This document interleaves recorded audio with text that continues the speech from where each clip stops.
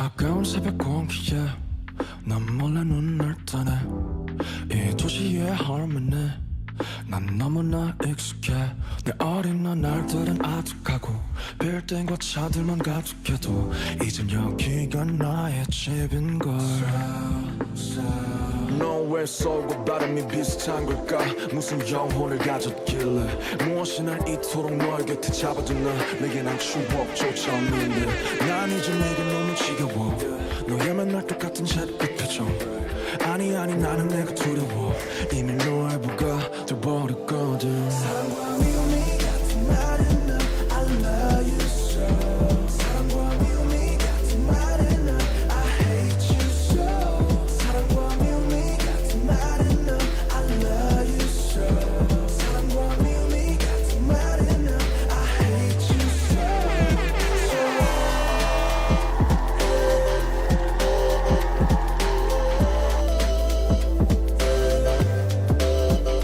가만히 있어도 풍경이 바뀌는 버스와 비슷한 듯 조금씩 다른 빌딩 역한 듯 아닌 듯한 삶의 향과 따뜻한 척하는 차가운 공원들 늘 헤매야 하는 사람들과 너만은 하늘 품는 한강들과 혼자 하늘을 볼 수 없는 그네들과 다 큰애들과 좀 늦어버린 친구들은 툭하면 떠나겠다 해 난 끄적거려보지만 웃질 못해 너무 인정하기 싫지만 이미 난 너의 미움과 그 역겨움까지 다 사랑해 전기천의 비린내 사랑해 선유도의 쓸쓸함을 사랑해 돈만 있으면 살기 좋다던 어느 택시기사의 그 한숨까지도 I love you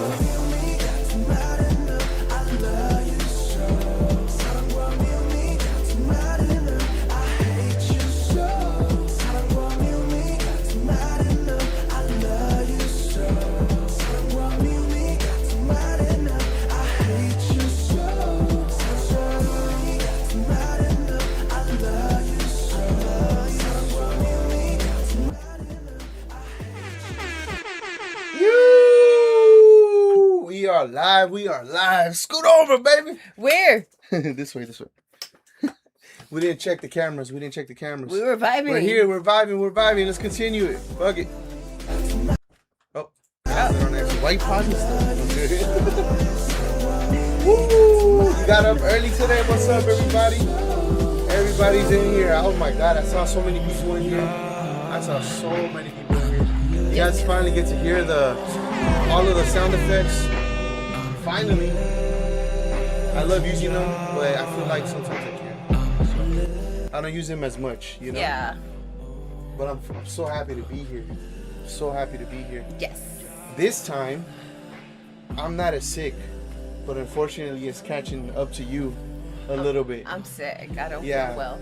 Yeah, so she almost wasn't here, so we're gonna definitely cheer her up, give her a clap, for being here and being a trooper. Because, it's not easy to be here when you're sick.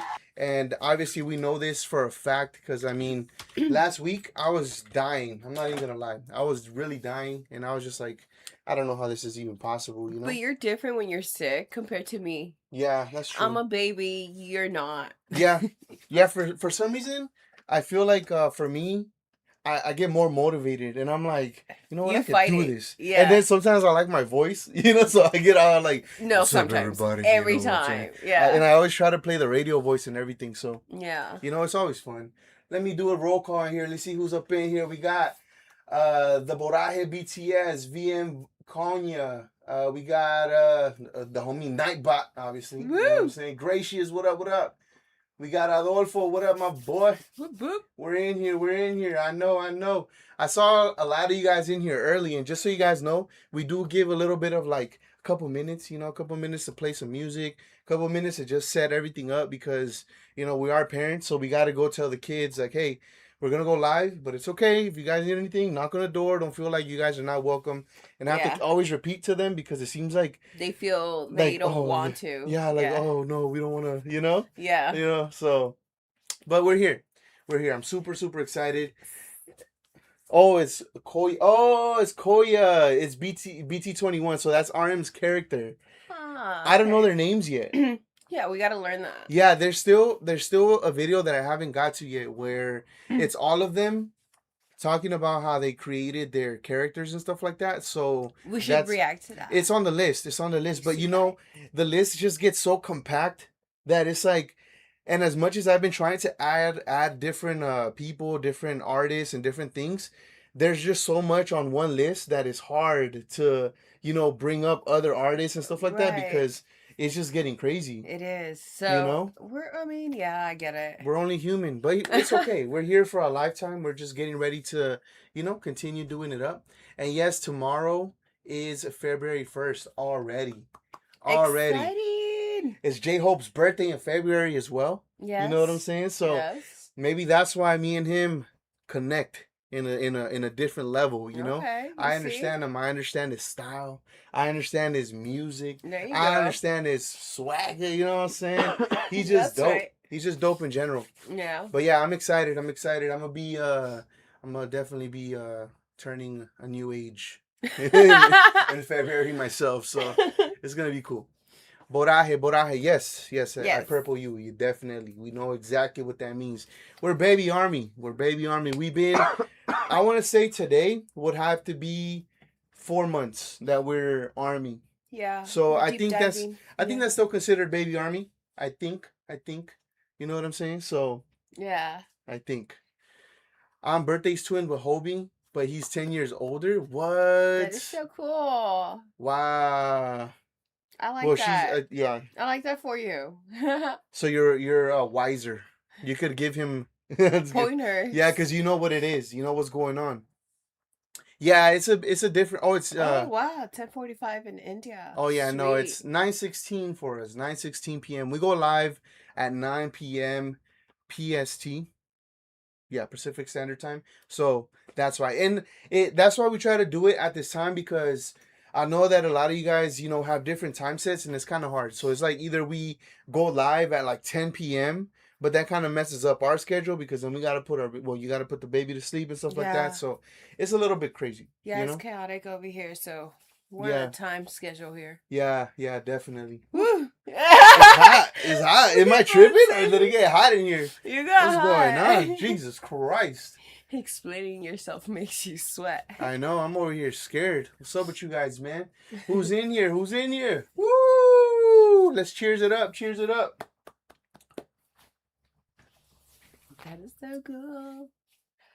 Everyone from around the world. And shout out to all the members.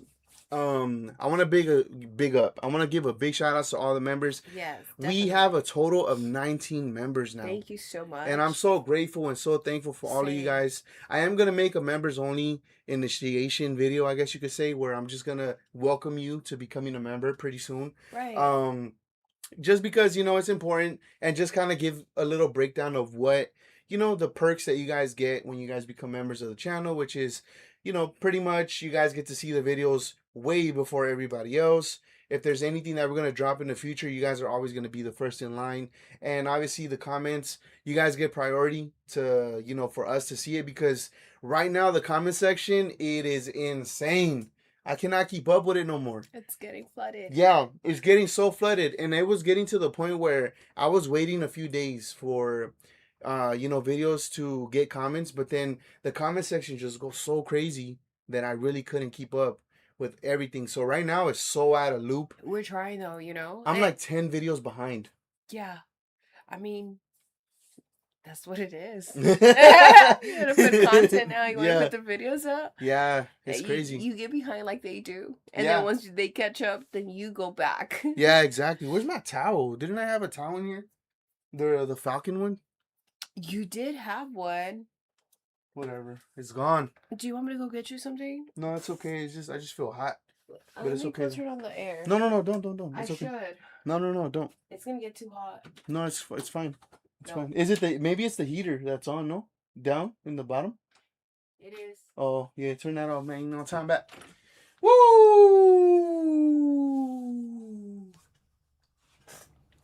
R.I.P. to Catherine O'Hara, the one who played Mom in Home Alone movie 1 and 2. Yeah, rest in peace to her. Rest in peace to her. And that is a classic movie. Did you know that the person? Oh, you did know that? I saw that comment. Yes. Oh, you saw the comment. No, Oh. I actually found out when she did pass away, but I was just not feeling well. I had But no idea. it I was had no so idea. devastating. I'm so happy I was able to experience her movies. Yeah, yeah, She was such a yeah, great actress. yeah. That's. I wonder how old she was. How old was she? 71. Oh, beautiful. That's beautiful. Beautiful. I mean, and she was an actress. She lived her life, and it's cool. I wonder what happened though. Do you know any info on that or No. no? No. Well, regardless, rest in peace. Yeah, And rest in peace prayers to to her. her family and all the fans that loved her. Definitely, yes. Because that's a definitely hard, Yeah. definitely hard thing to go through. Yeah. Woo! Damn, Adolfo.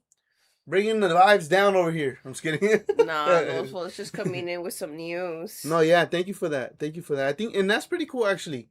Cause sometimes we don't know things, and Adolfo yeah, does. no, yeah, and honestly, I'm so oblivious to a lot of stuff that's going on in the world that if you don't tell me about it, I really don't know about it. Yeah, so it's cool. We have Adolfo to tell us because Welcome to Derry has Yeah. become something that we watch. Yeah, we've been So actually we wouldn't watching have known of Welcome to Derry because of him. So so cool. We learn from you guys, honestly. No, yeah, and every time you guys tell us about something, we do give it an opportunity and we do check it out, whether it's a reaction, a show, a movie, anything we really do give it a shot, and it's pretty cool. Yeah, I definitely like talking to you guys, learning from you guys. And I did hear about the BTS concert that is free. Wait, one is free? That is so fire. Yeah, I don't know the exact details, but I did see a post talking about how they're going to have a free concert. Oh my God. So that's pretty awesome. I would like to see, I'm sure they're going to, put maybe it on it's in Korea. No, yeah, it is. It's gonna be on. Korea. It's gonna be on Weavers. Yeah, so maybe we could check it out. Yeah. We could probably even react to it. Honestly, I was gonna mention. We could do a watch party. Maybe. Oh, yeah, I just gotta find out when it is. But that March 1st, he said. March 1st. I believe so. Go January, up. February, March. The 3rd. Up. March. No. That's when the album drops. Oh, that's when it starts. Is that what I? Oh, okay. Okay. Yeah. Oh, that is true. Yeah. Yeah. I misread. Well, let us know. Well, there are some which we can watch online. I mean, like how J-Hope did. Yeah, we can. I mean, the only thing it'll be just copyrighted, but it's okay. They could take all the money. We're just here to enjoy the show. You know what I'm saying? So that's all. That's all good. Big Hit has released any details yet, but it's March 21st, right after the album release. Oh, so literally the day after the album is released, they're gonna do a free concert. Ooh. That's amazing. Honestly, that's dope. I love that. Damn, that's actually really dope. I love that for them. Yeah, that's what an really experience, cool. Like nowadays, not a lot of things are free. Yeah. Yeah, she's just correcting what you said. But yeah, but big shout outs to you guys, man. I know that you guys have been anticipating these lives. You guys are excited to be here. You know what I'm saying? I am going to be doing a lot of different things. We're setting up right now to where we're able to have a thumbnail ready for when we do music streams. So these are going to be more like music that we're going to get copyrighted for, but we won't get what is it called? Whatever. We won't get in trouble for it. So that's just what it is. But I'm excited. I'm excited for that. Yeah. You know what I'm saying? There's going to be a lot of topic-based live streams too. We're going to start, looking into what's going on with obviously music news. We're going to start seeing with what's going on with, just in general. I know that High Boy has been very consistent with dropping a lot of videos, and I've been eager to check out a few of his videos where he's gonna be talking about, I guess, like what's going on with people that are trying to resell tickets and stuff like that. Because I know there's like, oh yeah, you mentioned that. Yeah, there's where are you, Rena? They're like, where is she? Because she's always here.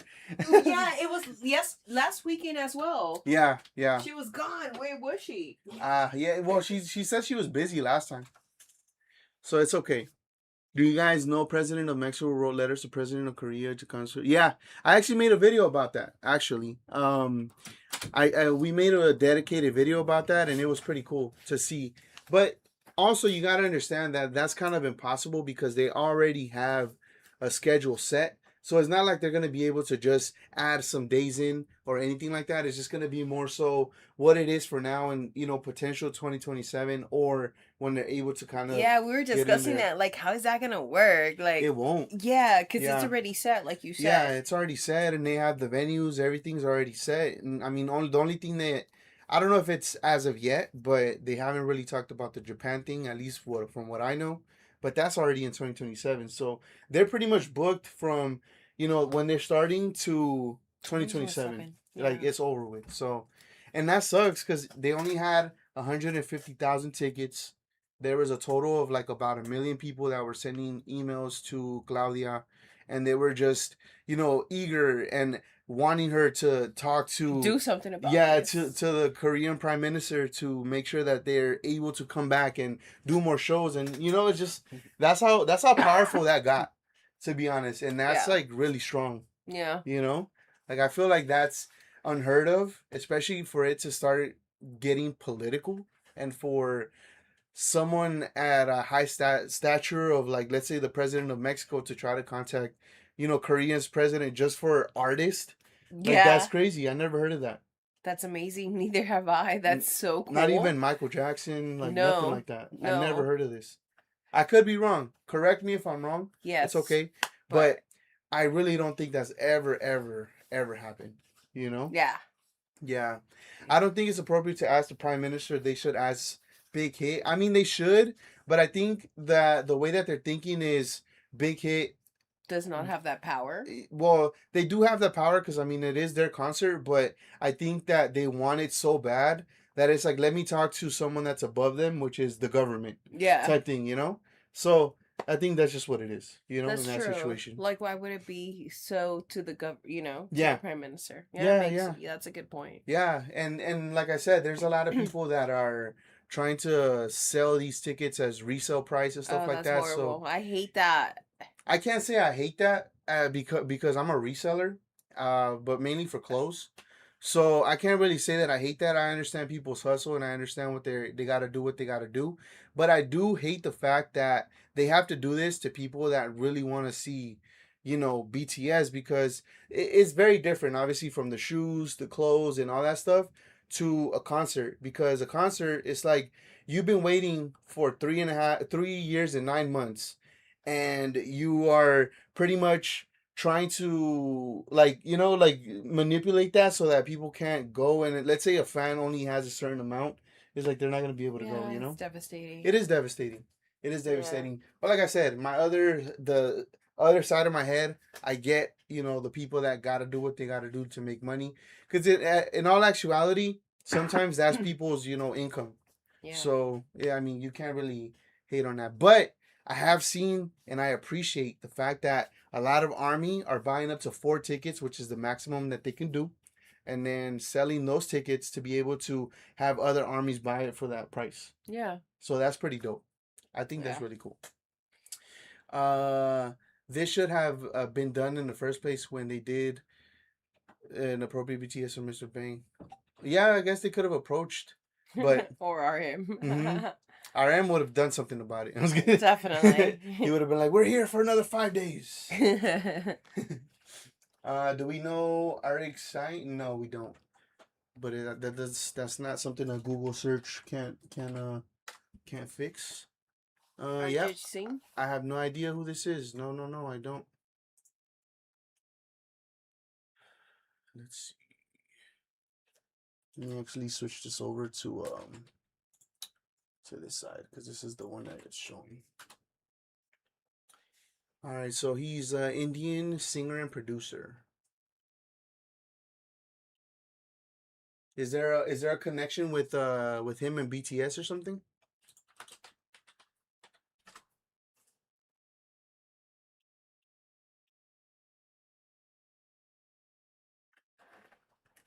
It says versus BTS. What does that mean? Who's more popular? Has officially become the most followed artist on Spotify globally, surpassing Taylor Swift, BTS, Ed Sheeran, with 151 million followers. Interesting. However, I do have to say that I don't know if that's true, because I did look up that BTS is leading by pre-saves on Spotify by a lot, actually, by a lot. So if we could see here, it says BTS Aaron Rang album breaks pre-save records ahead of March release, and this is literally a day ago. So maybe this was good in the past, but right now I think Yeah, I think it's maybe old news now. yeah, maybe you never know. You never Maybe, know. yeah, I maybe. haven't really looked into what's going on, but yeah, I gotta definitely see.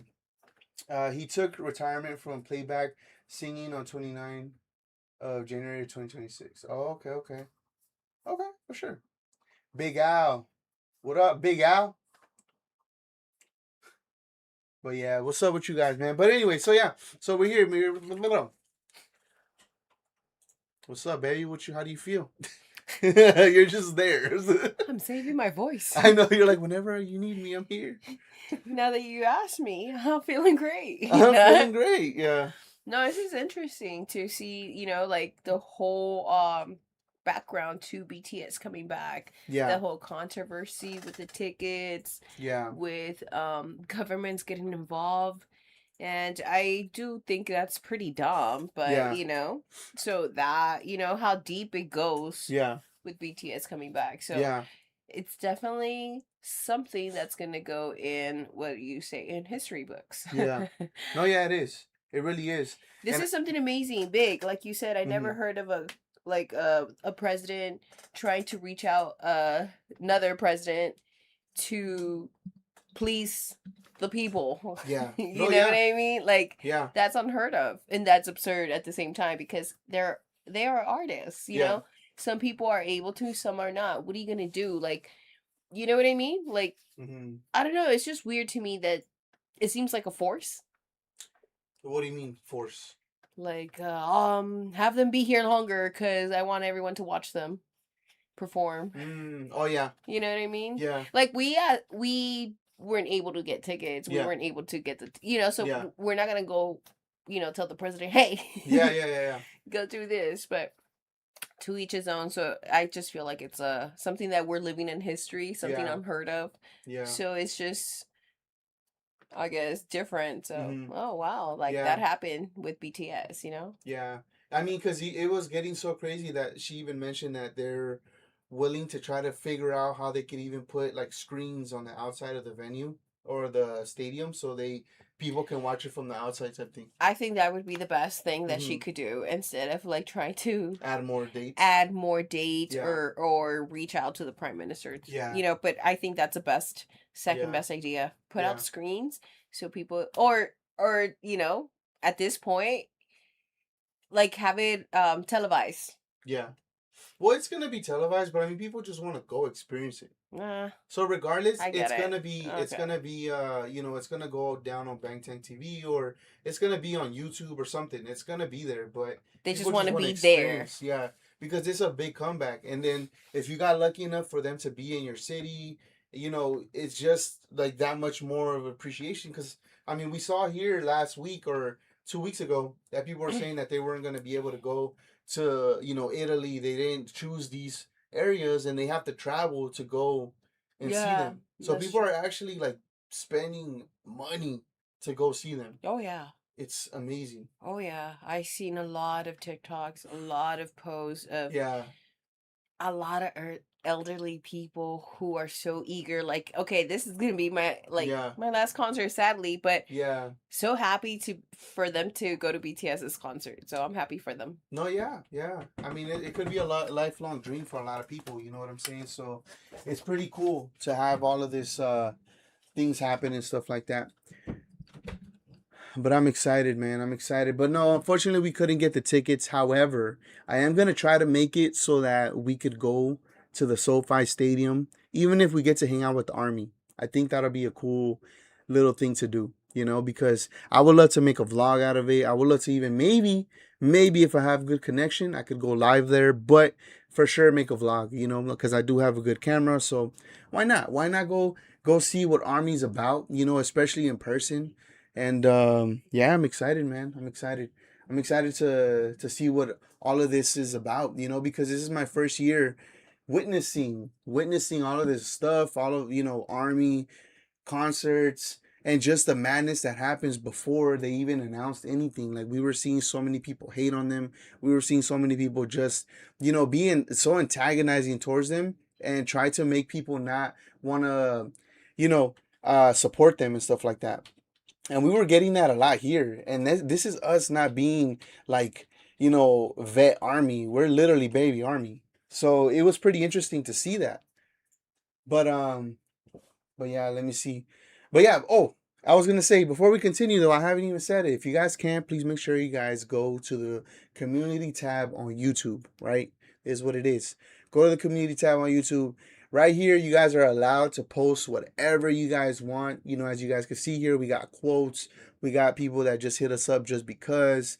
It's all good. I would love to get this community going. That way, when we go live, we could actually see the clips. We could see the things that are posted here, and we can make that, you know, a conversation thing.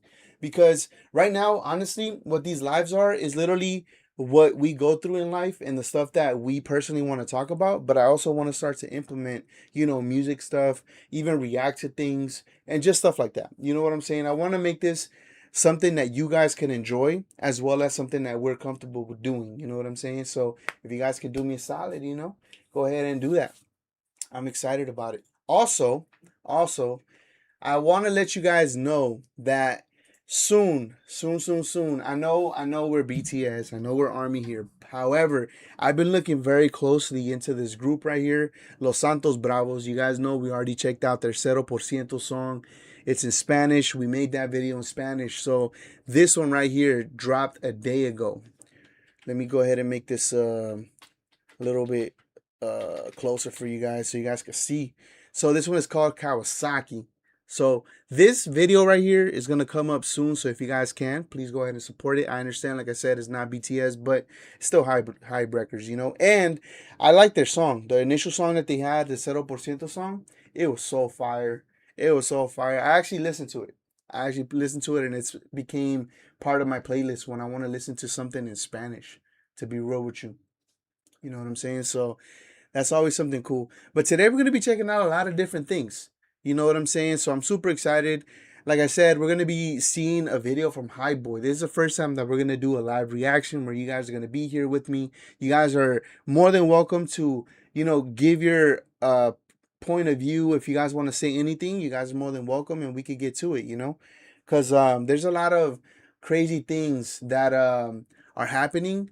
And it's pretty cool that they're taking a lot of initiative to make these things stop. Like, for example, this video right here that we're going to be doing later, I'm excited about because it pretty much says that no fraud and that the tickets for, you know, the BTS concerts are being cracked down on, you know, people that do the scalping stuff. So you know what I'm saying? I'm excited to see this because this is definitely something that's a problem because, you know, people just try to make a quick buck, especially when it comes to this. But like I said, for one side of me understands what they're going through and what they got to do, to make money. But then the other side of me is like, that could have been a ticket that went to Army, you know, someone that really deserved to be there and really deserved, and it probably just had that much money, you know what I'm saying, to get to it or whatever. So let me see. I was thankful that she gave her 2 days for me. What? That is so sick. Hold on. So set up the two laptops and I entered the. So I was 99K, 55K, 44K. I wasn't even able to get in it. Oh my god! And you cried, like, really, really. At night, I told my army friend who was in Paris, and she said, "Let's see what I could do." Uh, oh my God! So you did get tickets? Then she told me that she can give me their two tickets, their tickets, day two. Oh my God! Congratulations! What? Oh my gosh! I was thankful that she gave up her second date for me. Anyways, said that they're going. I gotta make this bigger. Wow. So they're gonna be going to Europe. That's so sick. Hey bro, did you hear the about the game taking shots to Kendrick Lamar? I think that's been going on though. Is it a track that's happening right now? Cause I know that's been going on. Cause the game has given a lot of respect to Drake because of the collabs that they had before. So I know that there's been a thing. So if it's not a song, I have not heard it, but for sure I know that he's been going at Kendrick for a very, very long time, to be honest. Crazy, crazy long time, which is crazy because they're both from Compton, and I wouldn't have thought that that would be kind of a beef that they're going through and stuff like that, But I've seen it because he's been on back on Fig, he's been on different, I guess you could say, podcasts, live streams where he takes shots, and he always says that he appreciates Drake and all this stuff, but I don't know, it's crazy. It's crazy. I don't know, but I mean, this is just a crazy situation with the whole game stuff. So if you guys do you guys know about this? Because Adolfo is bringing up something that is from LA. It's a LA based topic that's been happening here. You know, but yeah, for me, this is how much the resale tickets are getting for. So getting a concert ticket is $700, and then selling them for $20,000. Okay, yeah, that's crazy. I'm so sorry. Koya, I'm so sorry. God damn, 20 grand? Oh, that's disgusting. I am so sorry. Yeah, and like I said, I'm excited to see this video because I really hope they do crack down on a lot of these people. And I feel that, if you don't have your membership or if you don't have a Weverse account linked to Ticketmaster, I feel like they should just not sell it to anybody, because stuff like this is going to happen. 20 grand is crazy. 20 fucking grand is crazy. Are you kidding me? That's actually crazy. I'm so sorry. I'm so sorry. That's oof. I'm appalled. That has to be the craziest thing I've ever heard. Do you know the haters bought tickets and posted that they're not attending, just stealing Army's chance to get into the concert? Wow. Wait, I heard that. You heard that? That's no, I'm just Oh, hearing right that now? from you. Oh, Like, yeah. wait, what? That's crazy. Hoya just said that a $700 ticket now is being resold for 20 grand. That's fucked up. Sorry for the language, but that's messed up. That's crazy. I'm speechless. That's like over 1,000%. Like that's That's insane. a down payment on a house. Almost, but yes, it's a lot. 20 grand. This is insane. This is so insane. It should be illegal to resell. Yeah, it should. It really should. It really should. I feel like when it comes to concerts, definitely yes. Yeah, yeah. So desperate to bring down BTS. Oof, yeah. Oh yeah. So going back to what you were saying, so people were buying the tickets to the ones that don't like BTS, and they're not gonna attend the concert, but they're gonna just buy the tickets and not go. So there's an empty seat. There's gonna be an empty seat. Yeah. I hope. I got hot. You know what? I hope that the technology is so crazy that if after, let's say, an hour, that person is not there, somebody that's next up in line can just buy that ticket on the spot for the regular price, and it's just like, just walk on in. Yeah. I hope. I mean, technology is good, right? Amazing. I hope that is what it is. Yeah. I hope they do that. In movie theaters, we have it right now, so you could pick the seat that you want to be in, But obviously, they don't have it to where it's like, oh, that person didn't show up, so whatever. So the seat is sold.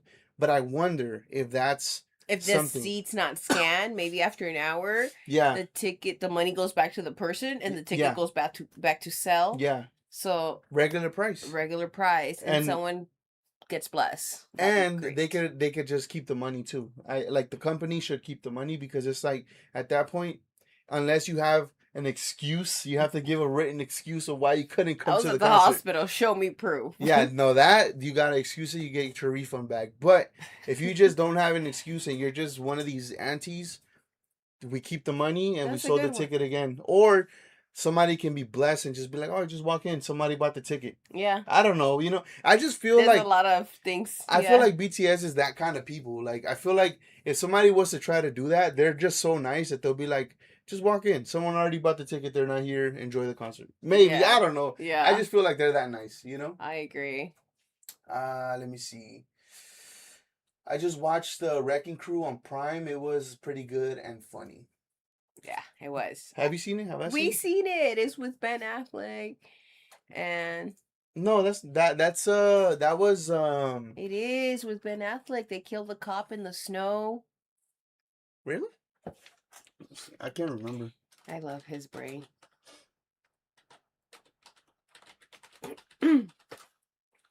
No, we've never seen it. Oh, No, the one you're talking about I is love my brain. no, the one you're talking about is the one we just talked about last week. It was the heist or something like that. I don't even know.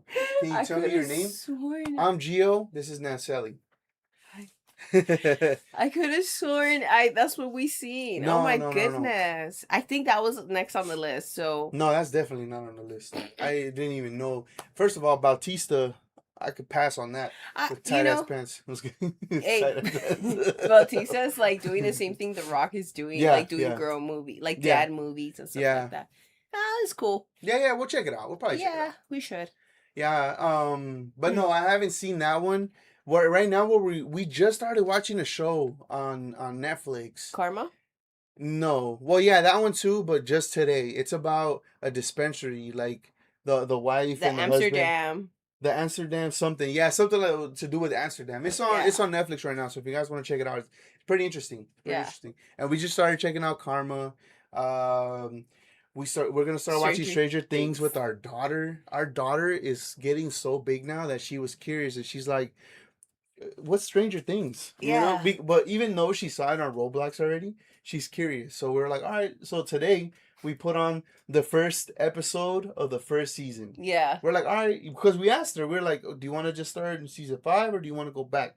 And she's like, let's go to season 1, episode 1. All right, so let's do it. So we put it on. 20 minutes in the movie, I'm bored. Let's play Jenga. Let's do this. It's like all right. So then it's like, all right, let's just go to the last episode. No, she said, I want intensity. Oh, yeah. Yeah. And then it got intense. I don't want to see this anymore. Take it off. Yeah. And it's funny because it was a process too, because we went to season 4, the last episode of season 4, just so she could see what happened. And then she didn't want that. So then it was just like, you know what? She's still not ready. Yeah, because she's still scared. She's afraid of that stuff. And, you know, but she's just curious because I'm sure her friends are talking about it. Yeah. So she's curious about it. So that's why I'm in and out. Yeah. She's scared right now. Yeah, she's scared right now. So, you know, it's okay. She has all the dogs with her. That are protecting her. And I love that. Because they are the protectors of the home, you know? Yeah. Sorry, let me put this back because I took it off because I was like talking about stuff. All right, let's see. I don't think that here in the U.S. they're going to try to get legislation passed about the resale tickets. Kid Rock is doing a lot of spearheads. Really? Oh, that's crazy. Kid Rock? I didn't even know that. Oh, wow. If you can,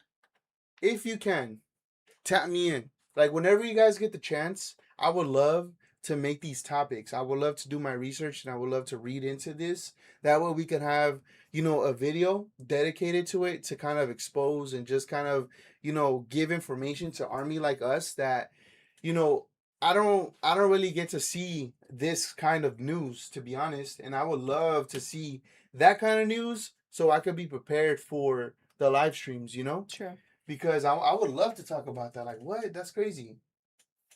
But yes, I don't know if did we already said our name, Gio Nanselly? Yeah, but I didn't think he got mine. I'm Nanselly, and no, you don't sound like an idiot. Nanselly. Yeah, sorry. I know we're kind of fast. Usually in the videos we do introduce ourselves. We haven't done that in the lives. I think that's the problem. Yeah, I think we just like start vibing. Yeah. Like, what's up? Yeah, we don't. Yeah, but I mean, is it necessary? Yeah, I guess it is necessary. It's necessary. I feel, yeah, because Even with all the videos that we post, we always do it and stuff. Just in case there's new viewers and stuff. True.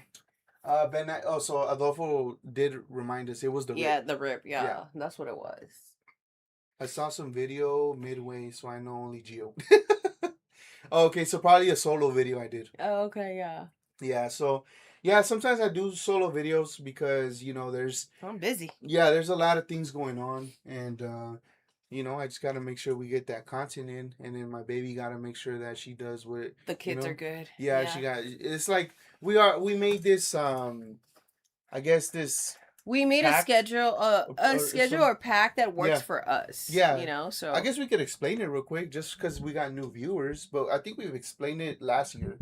But just what was gonna happen before it happened, and then we put it into work, into work, and you guys are seeing pretty much the progress.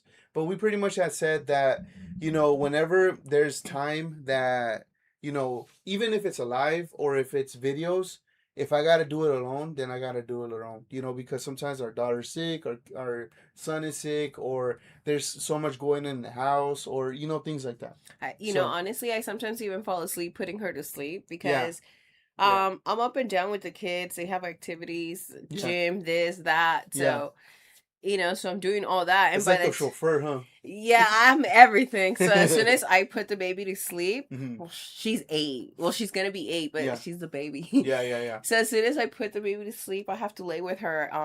I end up falling asleep sometimes. So you have to come like shake me, and sometimes I'm just like, I can't. Yeah. Good night. Bye. It's just like you just go to the other side, and I'm like, all right, well, we're not gonna hang out today. Let me go bang out some videos. Yeah, and that's what he does. And that's what I usually do. Just to be productive and continue to give you guys good content and stuff like that. Mm-hmm. So that's what we've pretty much been doing, and it's been working out pretty good. So you guys are seeing that we're dropping 2 videos a day, sometimes 1, and then we give those videos a little bit of breathing room so that you guys can watch it if you guys because I don't want to give you guys so much content, because I remember at one point I was dropping like 2 videos a day. And you guys were like, hold on. Like, whoa. Let me catch like, up. 50% of you guys were like, please. We're not even done with, the past three days or whatever. So, got to slow it down. You guys are not ready to catch up. It's okay. It's okay. I'm ready. I'm ready. I'm ready to get this going. Yeah. Recently, that's funny. Let me see. I'm sorry for not knowing your name, because I watched a few videos because I'm busy with my school. That's cool. It's all good. And I hope you do amazing in school. Same. Yeah. I'm cheering for you. Yeah. What are you studying for? Does that mean you are gonna be a doctor or a lawyer? Huh? Yeah. That'd be amazing. I would love to see and what you guys do for a living. That would be a cool thing. Yeah, being a mother is difficult. I've heard it. I've heard it. I heard it, yeah. It really is, though.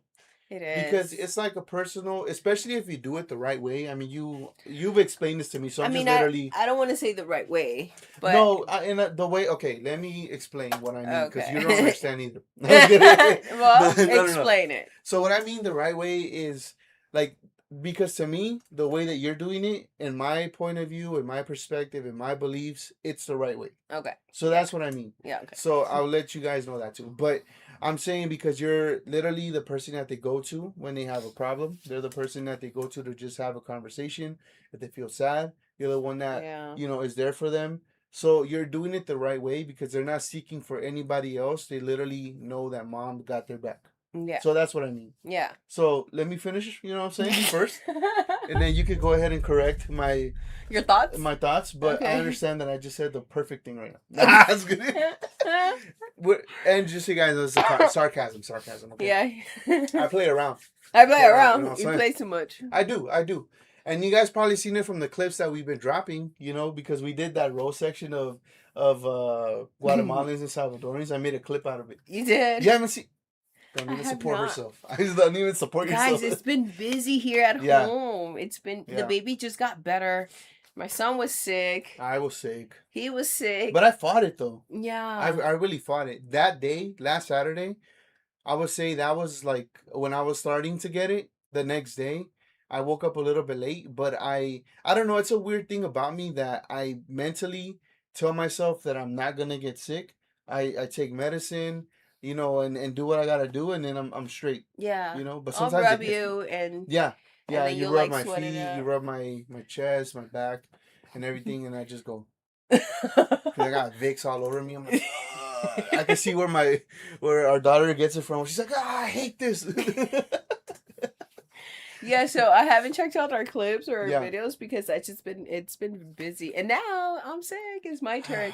And that's how I it goes know. though. I know. I'm the last one or I'm in the middle. Every time. Yeah. Every time. And then and then when I'm sick, everyone's like, get away from me. No. My daughter is Well, like, yeah, she does. She don't does. touch me, get away from me. Oh, great. That's what she says. Yeah. I'm like, dude, you got me sick. Yeah. And she blames you if she coughs. Oh, great, you got me sick. Like, dude, chill. You're the one that was sick first.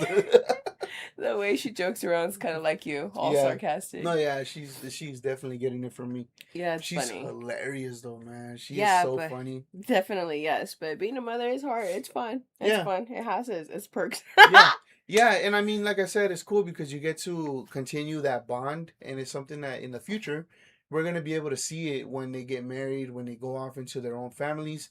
They're always gonna feel that connection that that you. Yeah, it's cool. It's Yeah. fun. Like today, we went to the park. Yes, I went to the Mhm. park even though I was sick. Yeah. And we're playing tag, and it's just very cool to see that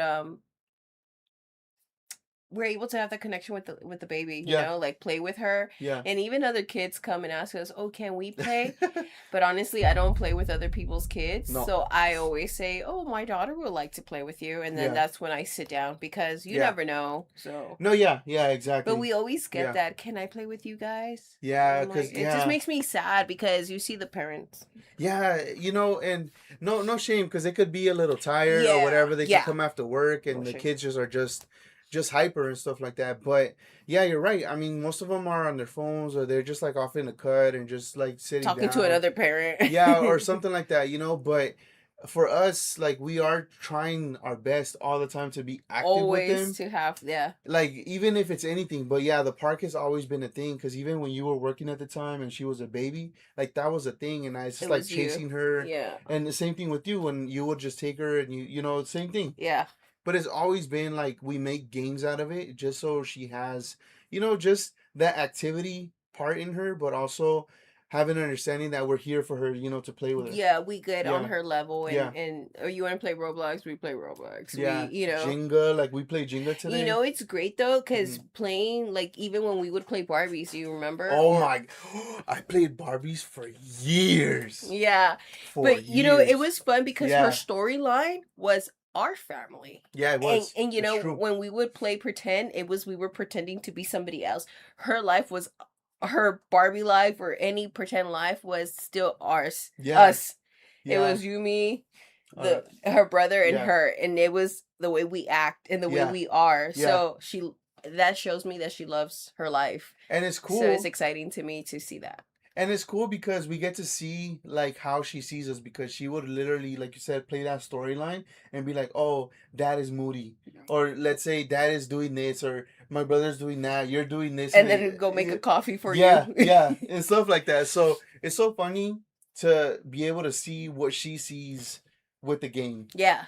Man, I would be changing my voice. I'd be like, "Hey, little," with the little toys, and it was, and then it's Play like, school. yeah, play school. Oh my God, we play school too. Yeah. She really had me in her room sitting there, and she was the teacher giving me homework, and I had to do it. Yeah. Oh my God, yeah. I was yeah. a principal. She'll send him to the principal. Yeah, because I'll be a bad kid on purpose, and then it's so funny. Oh, we're having fun just talking about it. Yeah, It's memories, but yeah, it's good memories now, and that's what we were talking about a long time ago with the live streams. We were talking about, just continuing to do these things because memories, are gonna be something that we're gonna remember all the time, even after they leave.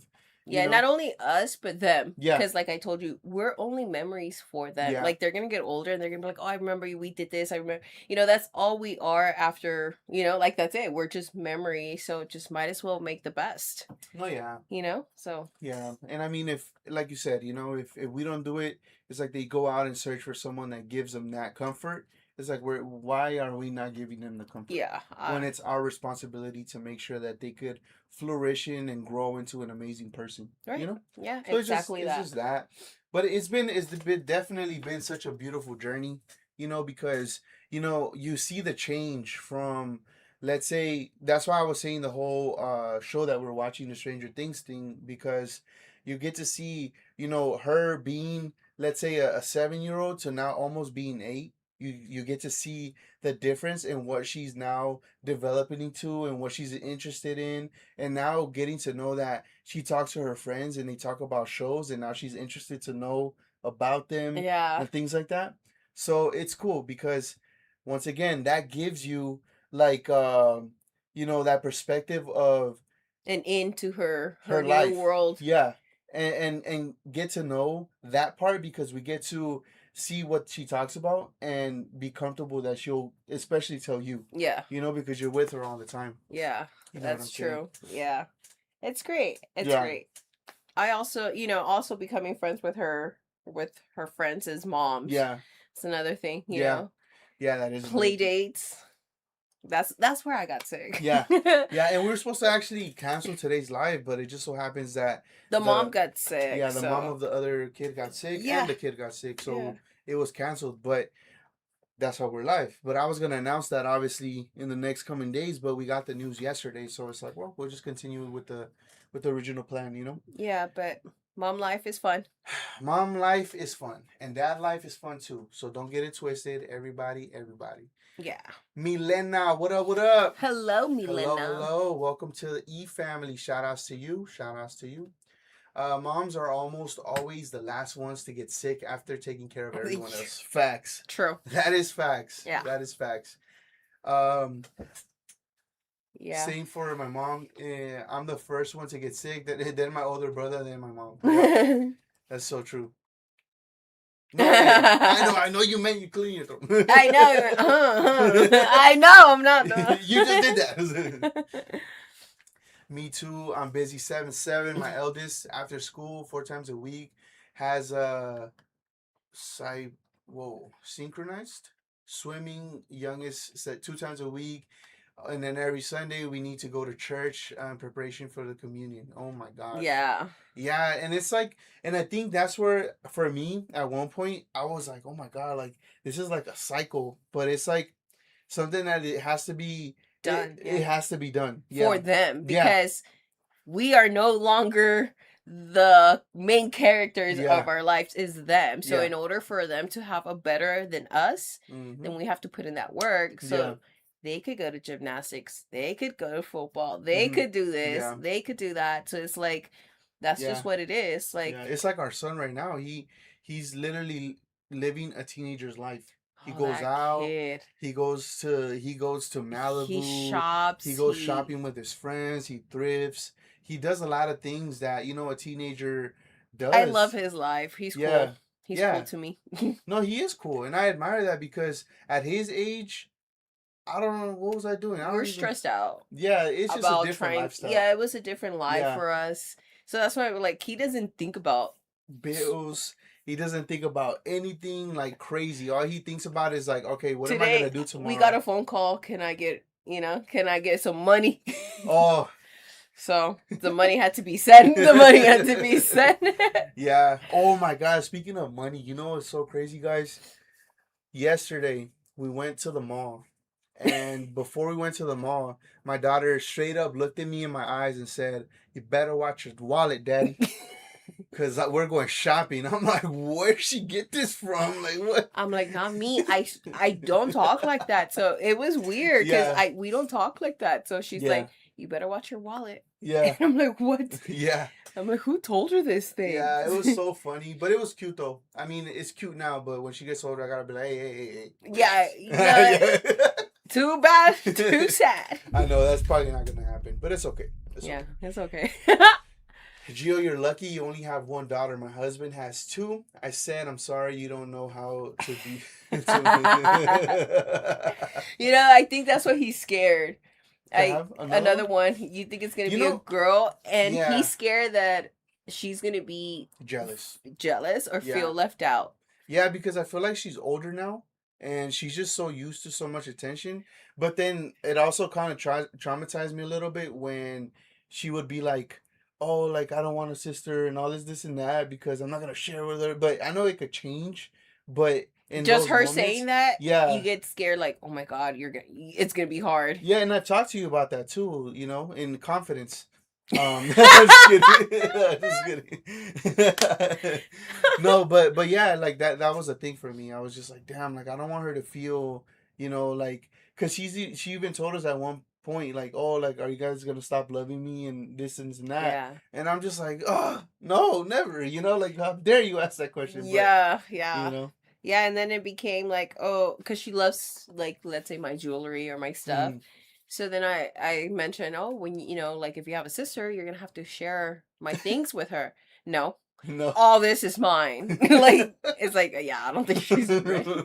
Yeah, so in that sense, I think we kind of if we were gonna do that, it should have been back to back. But We were scared. yeah, And yeah, no, yeah, it's because it's just different, because at that time, like we mentioned, we were living in a different place where we really couldn't add another person because it was literally a room, and Yeah. it was already so cramped up, so it wouldn't make sense in that situation, No, yeah. So No, we have moved here when she turned 1. no, I understand, but But she it's was still still, there when yeah. she was a baby. That's Yeah, what I'm that's true. saying. We were still there, so it Yeah. was hard. And then even with that, it was still hard starting up here.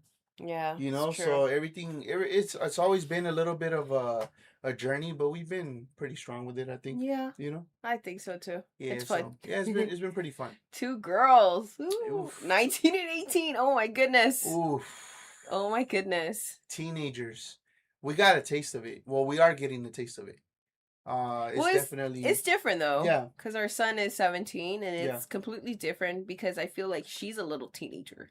She is. So She's so advanced. even if Mhm. So imagine her at that age. It's yeah.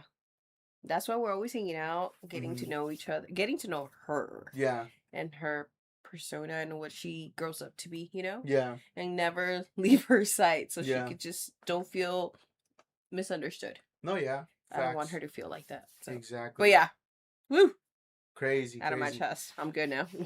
Arjit, let me see. In India, Bollywood movies. Few movies are not good, but their songs are. Okay. Well, I gotta really look into that scene because I never really looked into the Bollywood scene. I know it's pretty big because I've seen the numbers that they pull, but never taken the chance to see it. Yeah. But I'll give it a try. One of these days when we do a music stream, let's just do it. Why not? You know what I'm saying? I think it'll be something to explore. True. Why not? All right, let's see. So let's actually go ahead and check this video out real quick. So this one's a Hype Boy video that I've been wanting to see. Let me go ahead and set this up real quick. Make a little smile. All right, let's see. Let's get ready for the ride. If you guys can and you guys can't hear us, please let me know. That way we can always adjust the audio for you guys and make sure that the journey is amazing. You know what I'm saying? But this is gonna be a Hype Boy video. Like I said, this one is Ocesa. I'm guessing that's how you say it. Says no fraud in BTS ticket sales. Where's the rest of this? Korea cracks down on scalping. So I'm excited to see this. Let's see what you guys think about it. So after controversy erupted over BTS ticket sales in Mexico, which we have talked about, the promoter OCESA publicly denied any fraud or collusion with resellers, instead pushing responsibility toward system controls and the pricing that is set by artists and anti-fraud enforcement. At the same time, around the same day, South Korea moved in the opposite direction, passing sweeping new laws to ban ticket scalping and tighten platform accountability and strengthen copyright enforcement. And alongside those legal changes, the Korean government announced the appointment of 5 major global entertainment executives as special advisors to its Presidential Committee on Cultural Exchange. So in this video, we're gonna break down what CESA is actually saying, why fans are not that convinced about the whole thing, and how Korea is structurally responding to the similar problem. Okay. So, I mean, I guess it's a global thing, obviously. So, pretty interesting. But I wonder what kind of ideas he's gonna talk about, to make this happen. Because we gave one earlier, which could be something, and it could be so, like, into just an individual person that's purchasing those things, to where it's like if he purchased them, he has to show, let's say on his phone or whatever, his account with his information, and that gets scanned, and that's how you know that person is there, type thing. Yeah. Because yeah, it is a problem, and it does kind of suck, because this is not the first time that you see scalping. That's been a thing for a very long time already, Yeah. so it could be, because I know for Mana, you were trying to go a while ago, but I'm sure, people buy all those tickets and they just start reselling them and stuff. True. So it gets pretty crazy. Yeah. So sad. Now, let's start here.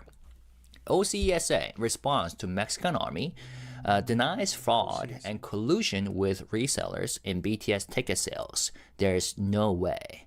And this news came out on January 28th, 2026. After days of accusations circulating on social media, OCSA has responded directly to Mexican army regarding claims of fraud, collusion with resellers, and alleged physical ticket distribution outside official channels during BTS Mexico City ticket. So they're pretty much saying here that they're responding directly to army in Mexico. So about the fraud accusations. Yeah. I wonder if he's gonna read this. Let's Sales. see. If not, I'll read And it. yes, we have talked about all Read it. Let's see. De los revendedores. So those are the resellers. In response, políticos para fuera de los Canales oficiales que han reculado en las redes sociales. Las sospechas de una supuesta red de venta interna salió a recluir hace unos días durante la preventa y venta de boletos para los conciertos de BTS ofrecerá la capital mexicana. Varias fans se dejaron públicamente se quejaron públicamente de las fallas en el sitio web de Ticketmaster. So, regardless, they are doing that, but it seems like they're not trying to acknowledge the fact that that's really happening, and they're trying to like kind of be like, hey, it's not happening, but it really is. Yeah. That's been a thing. It's so known. So that doesn't make sense for them to kind of hide that when, it's been a thing. During BTS Mexico City ticket sales. And yes, we have talked about all those allegations in my previous video. I think this is my third video on this topic. Anyways, let's see. suspicions of an internal resale network surfaced during the pre-sale and general sale for BTS upcoming concerts in the Mexican capital. Many fans publicly complained about Ticketmaster website failures, dynamic pricing, tickets selling out within minutes, and then reappearing on resale platforms at more than 3 times their original price. Horrible. These complaints escalated to Mexico's National Palace and the Federal Consumer Protection Agency, also known as Profeco. Now, at a press conference, Fernanda Martinez, who is OCSA's Director of Communications, addressed the allegations. So she stated that there's no way for box office or operators to hold back tickets or sell unlimited quantities to resellers, instead arguing that internal security protocols make this impossible. She said, there are system locks at the box offices. They cannot sell a ticket that is not enabled for sale. Ticketmaster provides the system, but the box offices are the responsibility of the venues. There's no way for a box office staff to access tickets that the ticketing system itself does not authorize. You know what's so crazy about this? Another thing. The mayhem for BTS is so crazy in Mexico once again that this is something that is being pushed, and is making world news to where, all of these resellers are pretty much gonna, if they do get in trouble or whatever, is being kind of shown into the light. Yeah. Because like I said, this has been going on for years, but for it to be global news, finally they're put in their place, maybe. Maybe. Yeah. Now, regarding the list of alleged resellers compiled by fans and shared online, Oh. I think I have included that allegation somewhere. Anyways, now about that, Martinez said that while such lists might exist, OCSA cannot investigate them independently. And she emphasized that this will be a legal matter under the jurisdiction of Mexico's public security authorities. Now, what about the ticket prices? So, addressing the accusations of dynamic pricing during the BTS presale, Juan Nunez, deputy director of operations at the Palacio de los Deportes, explained that in most events, ticket prices are determined by the artist and their teams, not by OCSA or Ticketmaster. In BTS case, he said the prices were set by the group and released in a coordinated manner across all countries, with prices published 24 hours before tickets went on sale. He said, the artist defines the ticket prices. On global tours, prices are usually released in a coordinated way worldwide. BTS communicated prices globally, and even the seating map was published 24 hours in advance. Now then, the question is, why were already purchased BTS tickets canceled? Another major source of That is true. Why was it canceled? And why can she not go through the list of people that Army is kind of giving them in their hands? Like, hey, this is what's going on. These are the people. We can't investigate them though. Like, what? What are you talking about? But come here more. That's crazy. Yeah. fan frustration involved tickets being canceled hours after payment. Martinez confirmed that this can happen, but only when Ticketmaster's anti-fraud systems detect suspicious activity. She explained, Ticketmaster has anti-fraud mechanisms. If misuse is detected, for example, if the same name makes 3 or 4 purchases, only the first is valid and the rest are canceled. If a card is stolen or cloned, it's canceled. If a card is shared among multiple people and each tries to buy 4 tickets, all purchases are canceled. But that has nothing to do with the actual fraud, yeah. ticket. That if someone buys 4 tickets, but let's say they only need a few or they don't need them at all, they still resell them for 20 grand, like we just saw here in the chat. You know what I'm saying? Because we I don't think cannot she's taking that in consideration. No. Maybe. determine what happened. Now, so they are basically rejecting claims of internal fraud or collusion outright and shifting responsibility in 3 directions. First, to system limitations and security controls. And second, to artist and global coordination when it comes to pricing. And third, to anti-fraud enforcement for ticket cancellations. And the thing is, the OCSA's explanation directly conflicts with how many fans experience the process, and how all these fans experiencing the process, especially around like clarity, timing, and resale visibility. It also does not fully address why resale listings appeared almost immediately, or why so many users encountered access and pricing inconsistencies. In other words, OCSA is saying the system worked as designed, but fans and Profeca are saying the design itself may be the problem. And almost immediately, Mexican Army began responding online, pushing back on the explanations and pointing out gaps between what was said and what they experienced during the sale.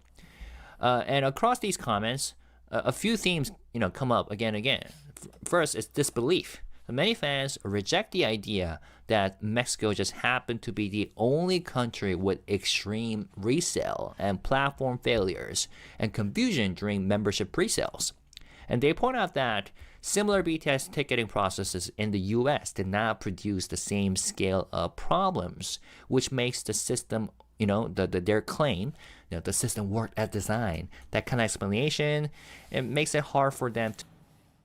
Koya has a good point. I mean, she said that Ticketmaster has account information. They should help look into individual accounts. And that's true. That's very true. Yeah. Because it's literally that simple. If this is what's going on, cancel that whole ticket if you see it being resold. Because let's be honest, if YouTube has a way to detect on a live stream that there's music being played here, how are they not allowed to, or how can they not have that same algorithm, that same engine to be able to be used for ticket scalping to see that the same ticket that they just sold on Ticketmaster is now being sold for way more than what it should be? You know what I'm saying? Yep. So it's like the technology is there. They need to really be involved and They be pick and okay. choose. You know what I'm saying? So yeah, it's Set. crazy. Now, based on other Thank you. online comments, written on social media or under my videos, it seems like similar issues happen in other countries as well, but I guess the degree were different based on Mexican Army's comments. Now, second theme is frustration with accountability. So several comments argue that if OCSA and Ticketmaster are confident there was no internal wrongdoing whatsoever, they should allow an independent audit of the ticketing system. And the demand is transparency, right? Fans aren't asking for blame shifting. Instead, they're asking for proof. And third is clarity around pricing and communication. So some fans stress that the core issue wasn't simply high prices, but the lack of clear and timely information. And the prices were revealed only shortly before sales opened, and added fees were unclear, especially for first-time buyers. So people felt forced to make rushed decisions without knowing what they were committing to. There's also sarcasm and ridicule. But I think that would have been forced and kind of rushed regardless, because the maximum of people that were waiting in the wait list just to buy the tickets. Yeah. So I think in that point it wouldn't have made a difference, because regardless, it's like you either, if you don't have the money, you get in debt, or you have the money, you just buy it. Yeah. So Unclear, especially for first-time buyers. So people felt forced to make rushed decisions without knowing what they were committing to. There's also sarcasm and ridicule directed at attempts to shift blame toward BTS or HYBE. So several comments mock the idea that the artist or their company, BTS and HYBE, orchestrated resale, seeing that narrative as an obvious deflection rather than a serious explanation. oh my gosh. So many reactions show why OCSA's response hasn't really landed the way it may have intended, because the statement focuses on internal controls and rules, but fans are responding with lived experience and comparisons across countries and a demand for external verification. But we'll see how this plays out. If you have personally experienced the issues, and let me know what you thought about OCSA's statement. Now, while Mexico... Well, I mean, honestly, like I said, there is a simple issue that can be simply fixed. And that is, just because, let's be honest, scalping, reselling, all that stuff is going to keep happening, especially in a level like this, regardless. Yeah. Because there's always going to be a way to do it. There's nothing that can be done about it. The only thing that can be done is individual accounts. And if it's going to be something where it's this caliber, for example, a big BTS concert, a comeback concert, you need to make sure that everything is up to par and there could be no loopholes when it comes to selling these tickets. You know what I'm saying? It's okay, babe. You could cough. You want some water? No, my voice. I know. I've been noticing that it's been going little by little. Bye. Bye. But yeah, so it's just a simple thing that they could do. You know what I'm saying? So let me know what you guys think. If you guys don't know, I'm making a video for YouTube right now. It's going to be clipped. You know what I'm saying? So if you guys can, please let me know in the comments what you guys think. But I feel like this is definitely something that could be easily fixed. It's just a matter of putting their heads together, but it is being covered. There's always somebody that's the big brother to a company. So it could be something that's formulated, and it has nothing to do with HYBE. It has nothing to do with BTS. It really has to do with OCSEA or whatever that Fernanda was, doing, whatever. You know what I'm saying? I forgot her name. Yeah. But anyway, so, I think that's what it is with that stuff. I agree with you. Yeah. Baby. What's okay. Cool? What do you feel? Um, my high's going low. My high's going. Yeah, You're a no. trooper. Yeah, I might call it. Did you take your medicine? Not yet. I have to go take it. Yeah, Yeah, I'll definitely. leave you here with the people. We're here. You We're guys, solo. it's okay. Watch from afar. I will. You're a mod. Ban them all if they say something crazy. I'm just kidding. I will not. I will not. It was fun hanging out with you guys. Yeah, make sure you guys say have a wellness to Nanselly. Shout outs to her for being a trooper. Yeah, thanks for Like having I me. said, Thanks for having me. like a guest. Thanks for having me. I'm leaving. No, yeah, I mean, it's understandable. Like I said, you weren't feeling good. Even like a couple minutes before the live, you were like laying down. You're like, I'm comfortable. you know? I'm like, oh no. Yeah. But yeah, then we started talking about something, and I got excited. I love hanging out here, but Yeah, I mean, baby, an hour and a half. Trooper. Cool. For real. all right, guys. Well, Thank then you. have a good night. Bye. I was I gonna love kiss you, you. baby. I'm not gonna kiss you right Yeah, now. you can. Everyone's gonna see. Well, I'll mute it because I'm not gonna not get a kiss. What's going on here? What's going on here? Oh gosh, I thought you were gonna pretend to throw it. Oh no, no. Yeah, thank you guys. Yeah, I hope she feels better too. It sucks that this happens, but it's life, and thankfully we're blessed. We're blessed. But she was a trooper though. Like I said, it's already an hour and a half. And she stayed down with us, and I could tell that with her voice it was kind of going, it was going away, so I didn't want to continue to have her feel that way. So I'd rather her rest. It's okay. She should rest. Oh man. Yeah, man, we really do put it on the line here, man. We try to give good content when the content is contenting. I gotta move everything around so I could do like a solo thing real quick. I'll let her know you guys' well wishes, but she's probably gonna hop on the live and just watch it. Probably, to be honest, that's what she usually does when she is putting the baby to sleep or something like that. They shouldn't allow resale at different prices. It should be face value if resale. Yeah, I understand that. And that would be, the right thing to do, to be honest. And I would definitely say that, like I said earlier, I appreciate Army for buying 4 tickets and then reselling those tickets for the same price that they got them for. So they're not trying to make no money at all. And I appreciate that. And I agree with you because a lot of Army is going to miss out on these concerts because of people that are scalping, and they're just, ruining the experience and just making so much chaos when chaos shouldn't really be there. It should be something that, that everybody gets to enjoy, in my opinion, Yes, I'll let her know. Oh, there she is. There she is. I told you guys. She's gonna read it. But yeah, but shout outs to Nanselly for doing it, man. True trooper.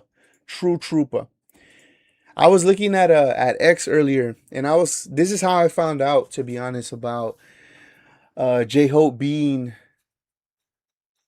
a February baby like me. I didn't know that. February 18th is his birthday. Mine is on the 6th. You know what I'm saying? We also found out that Koya's birthday is on the 18th. So, they're in the same the same day, which is pretty cool. And then it's funny because I was telling my wife, I'm like, hey, that maybe this is the reason why I like him so much, because, we understand each other in that level. I understand his style, his swag. I understand everything about him, So I think that's why. He became one of my favorites early on. But now I gotta say that they really all became my favorite, because it all switches up to either I could be listening to something that I'm enjoying in the moment, or it's something that I'm feeling in the moment. You guys get what I'm saying? I think that's pretty cool. Leanne.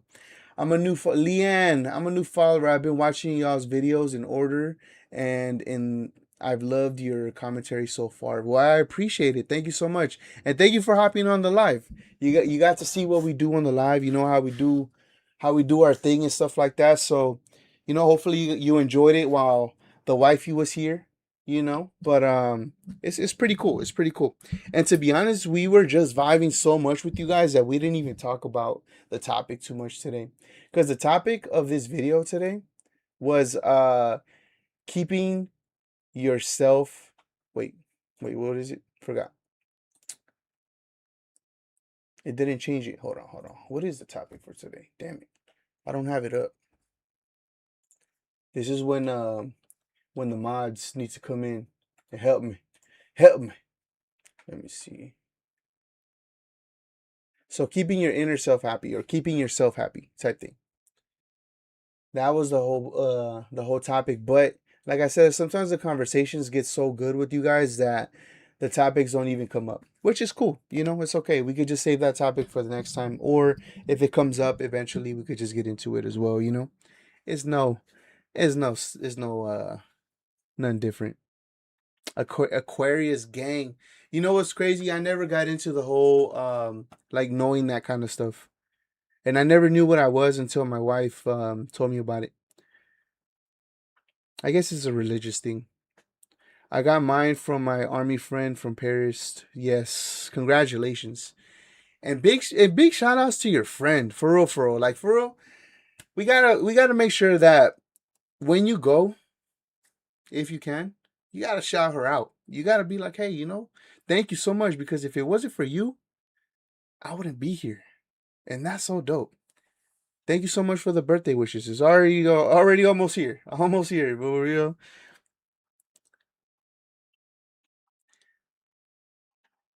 It always switches up, depends on who you're currently listening to. Yeah, exactly. Exactly. Because right now, with the song that we started, the live stream, let me go ahead and play a little bit of it.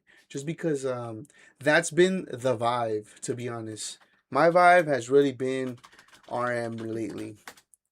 And it's this one right here. Soul. Right? You know what I'm saying?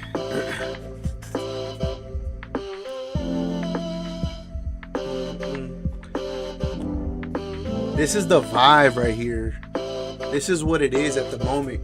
차가운 새벽 공기에 난 몰래 눈을 떠내 이 도시의 harmony. You know what I'm saying? So that's been the vibe for us, and we actually went on a ride last, like I want to say like 3 weeks ago, and we were just like in the mountains, and then the sunset was so beautiful. Wifey went on Instagram. She posted, you know, this song because she's been listening to RM, like we told you guys, and she posted this song on her story, and I was like, damn, that's a fire ass song, and it quickly became part of my playlist. You know what I'm saying? It is so fire.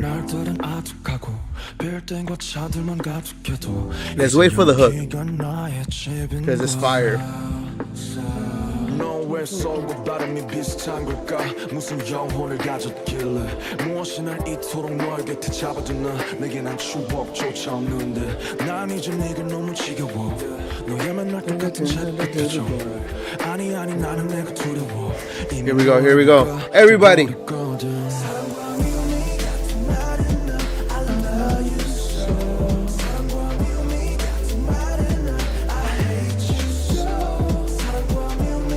Woo! You guys know.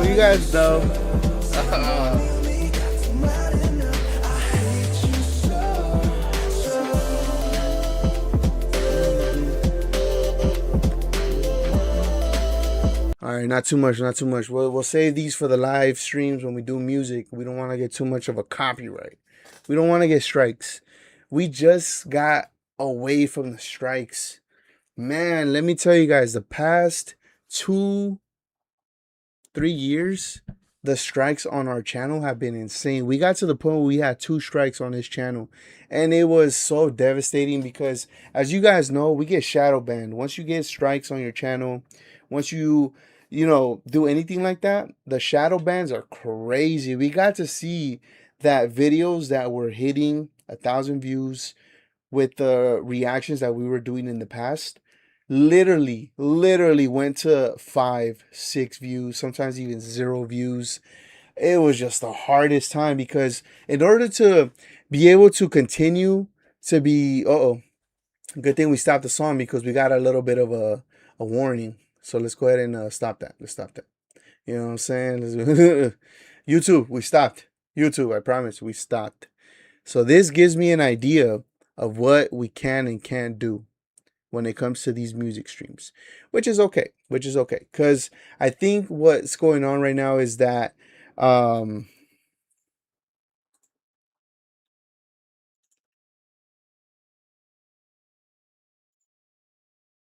okay. I think we're good. I think we're good. Because it said I got the little news that said we got temporarily blocked or something like that. But we're here. We're here. All right. But yeah. But anyway, so having those moments when 3 years ago we couldn't post or even go live or anything like that because there was not a lot of stuff going on. It was just crazy. But I'm so glad that we figured that out. We have no more of those blocks or anything like that. Right now what we got going on is copyrights, but that's okay. That's gonna come with the music and stuff like that. So it's okay. It's okay. We just gotta make sure that we play it smart because YouTube trips, man. It's crazy. It's crazy. If we play too much music, we get in a lot of trouble. The strikes start to come out, and it's no good. Adolfo knows. Back in the days, we would stay doing so many freaking music streams, so to the point where at a certain point the live would just turn off. And at one point, even Adolfo remembers this. At one point, the live streams literally went from us streaming some music to us getting blocked for a whole week to not be able to do live streams. So we had to make a second channel just to be able to go live because we couldn't go live on the main channel for 7 days. And it was the craziest time. I hated it.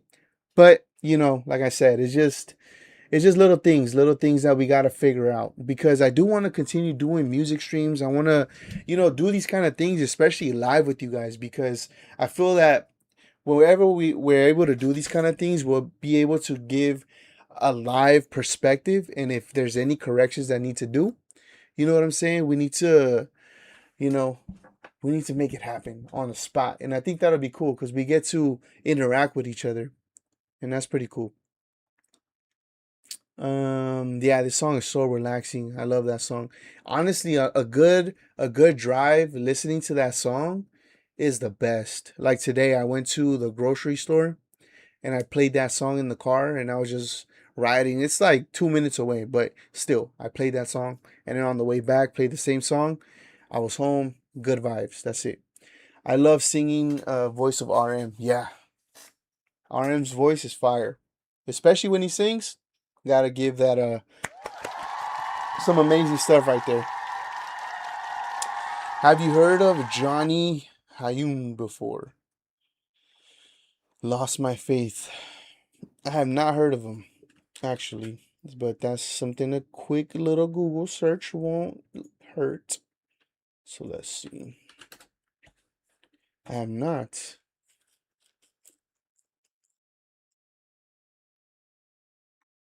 Okay, so this is who Adolfo's talking about. So he's from Seoul. Okay, so he writes about unspoken emotions, settle-born Vietnamese American vocalist. Okay. For sure, we'll check him out. We'll check him out on the music live streams. I think that'll be the smarter thing to do. I don't want to get too in trouble too much. And low key, what I'm thinking of doing, I don't know how we should handle this, but I want to, like I said, continue doing these live streams.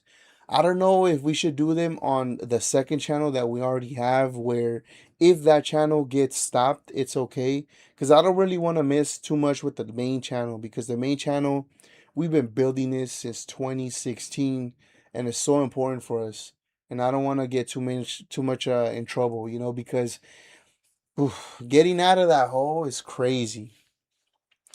Yeah, RM's rapping voice is amazing. Good morning from Belgium. Woo! Good morning, Jennifer. Shout outs to you. Good morning. Hopefully you have an amazing, amazing, amazing day. Is July 2nd for her? You're lying. They're 2 days ahead? Is that a thing? What? Wow. That's crazy. Adolfo remembers. Crazy, huh?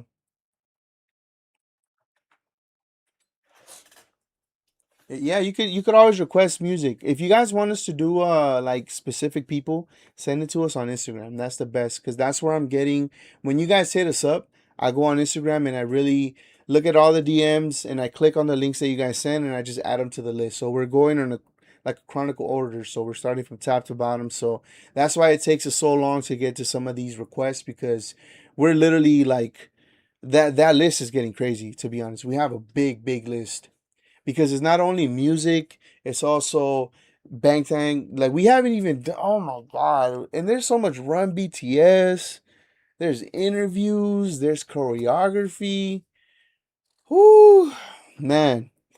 Man, it's crazy. It's crazy. But I love it because there's so much content to check out, you know? And it's all so different and so good, you know? Which is cool. Have you guys listened to RM solo albums and mixtapes? Not all of them. Not all of them. Personally, I've heard one of them on my own time when I was deep diving into him by myself. You know what I'm saying? I love RM. Period. You're just like my wife. She loves RM. That's crazy. But yeah, man. Let's see. Yeah, the I'm not gonna lie.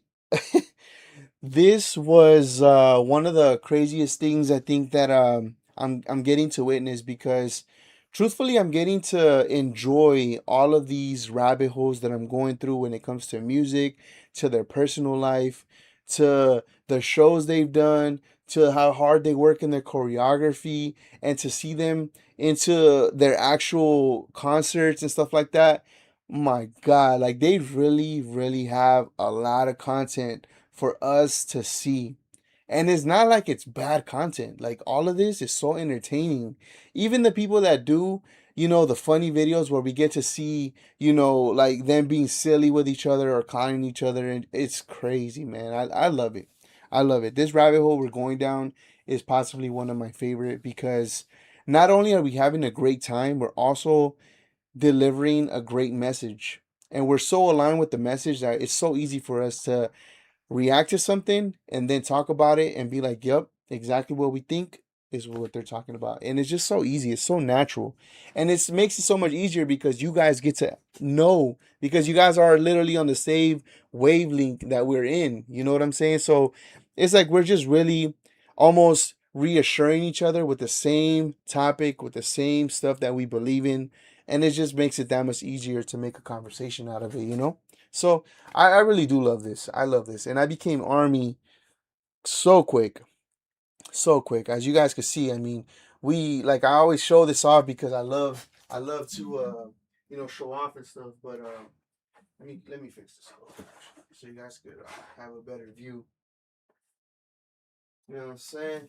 Get the little view. We got a little bit of a fixture now. You know what I'm saying? We got some things going on back here. And I'm always gonna show it off because it's our pride and joy right now. You know? We got the little guys too right here. So yeah, so pretty cool. Pretty cool stuff. Pretty cool stuff. 7 a.m. Wow. Good morning. I just made oatmeal pancakes with some yogurt on top and sliced bananas and honey. And coffee, of course. You gotta have your coffee. It's a must. It's definitely a must. I hope you have an amazing, successful day today. For real, for real. You know, the it was so many times back then when I would look at another day as kind of like a blah day.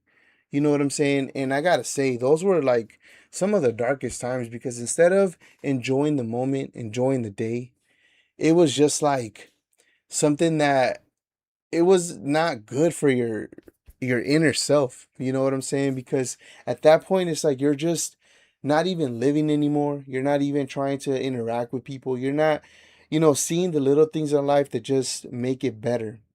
And as I developed to become better and just really change that about myself, it made it so much easier. And then now, especially with listening to good vibe music, it makes it so much better because you really get to enjoy so much more. I became Army in 2023, but I didn't get in with their solo. What? That's so cool. Yeah, we just became Army last year, at the end of last year. I live in the Midwest right now for college. It's 2 a.m. Oh my gosh. Well, shout outs to you. Hopefully, we're not keeping you up too much. You better not be partying out there. Where are you guys from? Let me know in the chat. I would love to see where you guys are from. Tap in what city you're from. Where are you from? I want to see what we're tapping into because I feel like this channel has really become global to the point where we get to see different people from different parts of the world. And it's such an amazing thing to see. I'm just like in disbelief because the internet is such a beautiful place where you could really connect with people all over the world. Like, you guys are literally across the world from me, but we're here. We're interacting with each other, we're talking to each other, and just having an amazing time. Originally from Houston, Texas. That's fire. You know who Mexican OT is? He's fire. He's fire. Shout outs to Texas, man. We were gonna move to Texas a long time ago. And we talked about this on our very first live stream ever on this channel. How we were looking to move to either Vegas, to Texas, because everything was getting crazy, and just everything was going up in price and everything like that. So now, obviously, we're a little bit better, but man, at that time, moving to these places was gonna be living in a mansion. You know what I'm saying? So East Coast, on the coast of Belgium. Shout outs to Belgium, man. Shout outs. Shout outs to Texas and Belgium. All right, let me see what else we got in here. Like I said, if you guys can, do me a solid. Anytime that you guys want us to react to something, or if there's anything that's going on, with BTS or anything like that, I will love it if you guys could do me a solid and go to our YouTube channel. So go to YouTube channel, go to community right here. You guys are allowed and able to post whatever you guys want. I see that you just posted that, and I love that. Thank you so much. And this is the kind of stuff I want to see. I want to continue seeing this kind of stuff. I want to react to this. I want to interact with this. If there's shorts, videos, we're going to watch them on the lives and just talk about it, and just have fun with it. Because that's what it's about. It's entertaining. It's entertainment. And I want to continue to spread the love in this way. Italy, wow, beautiful. I do remember you saying you're from Italy. Shout out to you. A lot of people from Cali have been moving to Texas. Yeah, they really have. I knew a lot. My childhood friend moved to Texas, and I never spoke to him again. But yeah, it's pretty nice out there from what I hear. How is the weather in Rome? That is so true.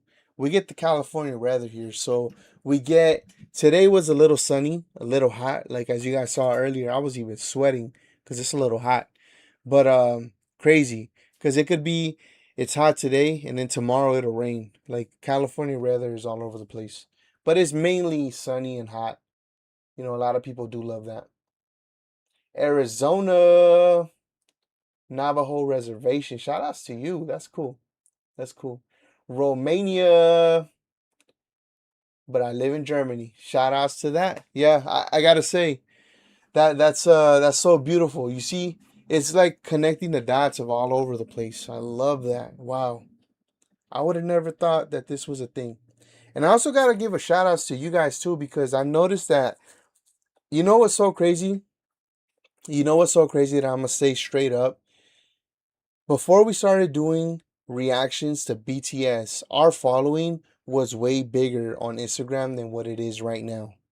We lost a lot of people on the way. I'm not gonna lie to you guys. This number right here is so low compared to what we used to have on Instagram. But little by little, I've noticed that Army is coming to Instagram and they're supporting and they're following. But it's so crazy to see that because when we were doing Latino reactions only, the following was growing. Obviously because we were catering to that audience. But because we went from, doing reactions to Latino only artists to BTS now, the following just went out. Like they left. And it was like, whoa, where'd you guys go? But it's okay. It's okay. Sometimes we gotta do what we gotta do. But it's just so funny. But I've been noticing that a lot of armies actually following us on Instagram now. So it's pretty cool. But if you guys can, go ahead and follow us, We literally post the same stuff that we talk about on the lives or on the videos or anything like that. We just try to spread the message and stuff like that. So it's been pretty crazy. It's been pretty crazy. All right, let me see. You know what's so crazy? I follow a lot of Army, a lot of BTS stuff on X, and I've been getting a lot of cool things that like it's kind of keeping me up to date, because right here, this is how I knew that the new album for BTS that it broke the pre-saved records way before March release. And I love the fact that everybody on the channel as well, in every video, you guys are remembering and reminding everybody to go pre-save their album. And it's important because we do want them to break another record. Why not? They've been breaking so many records that, speaking of records, I actually want to see this video right here. And it's by OT7 Whispers, Top 7 Impossible BTS Records That May Never Be Broken Again.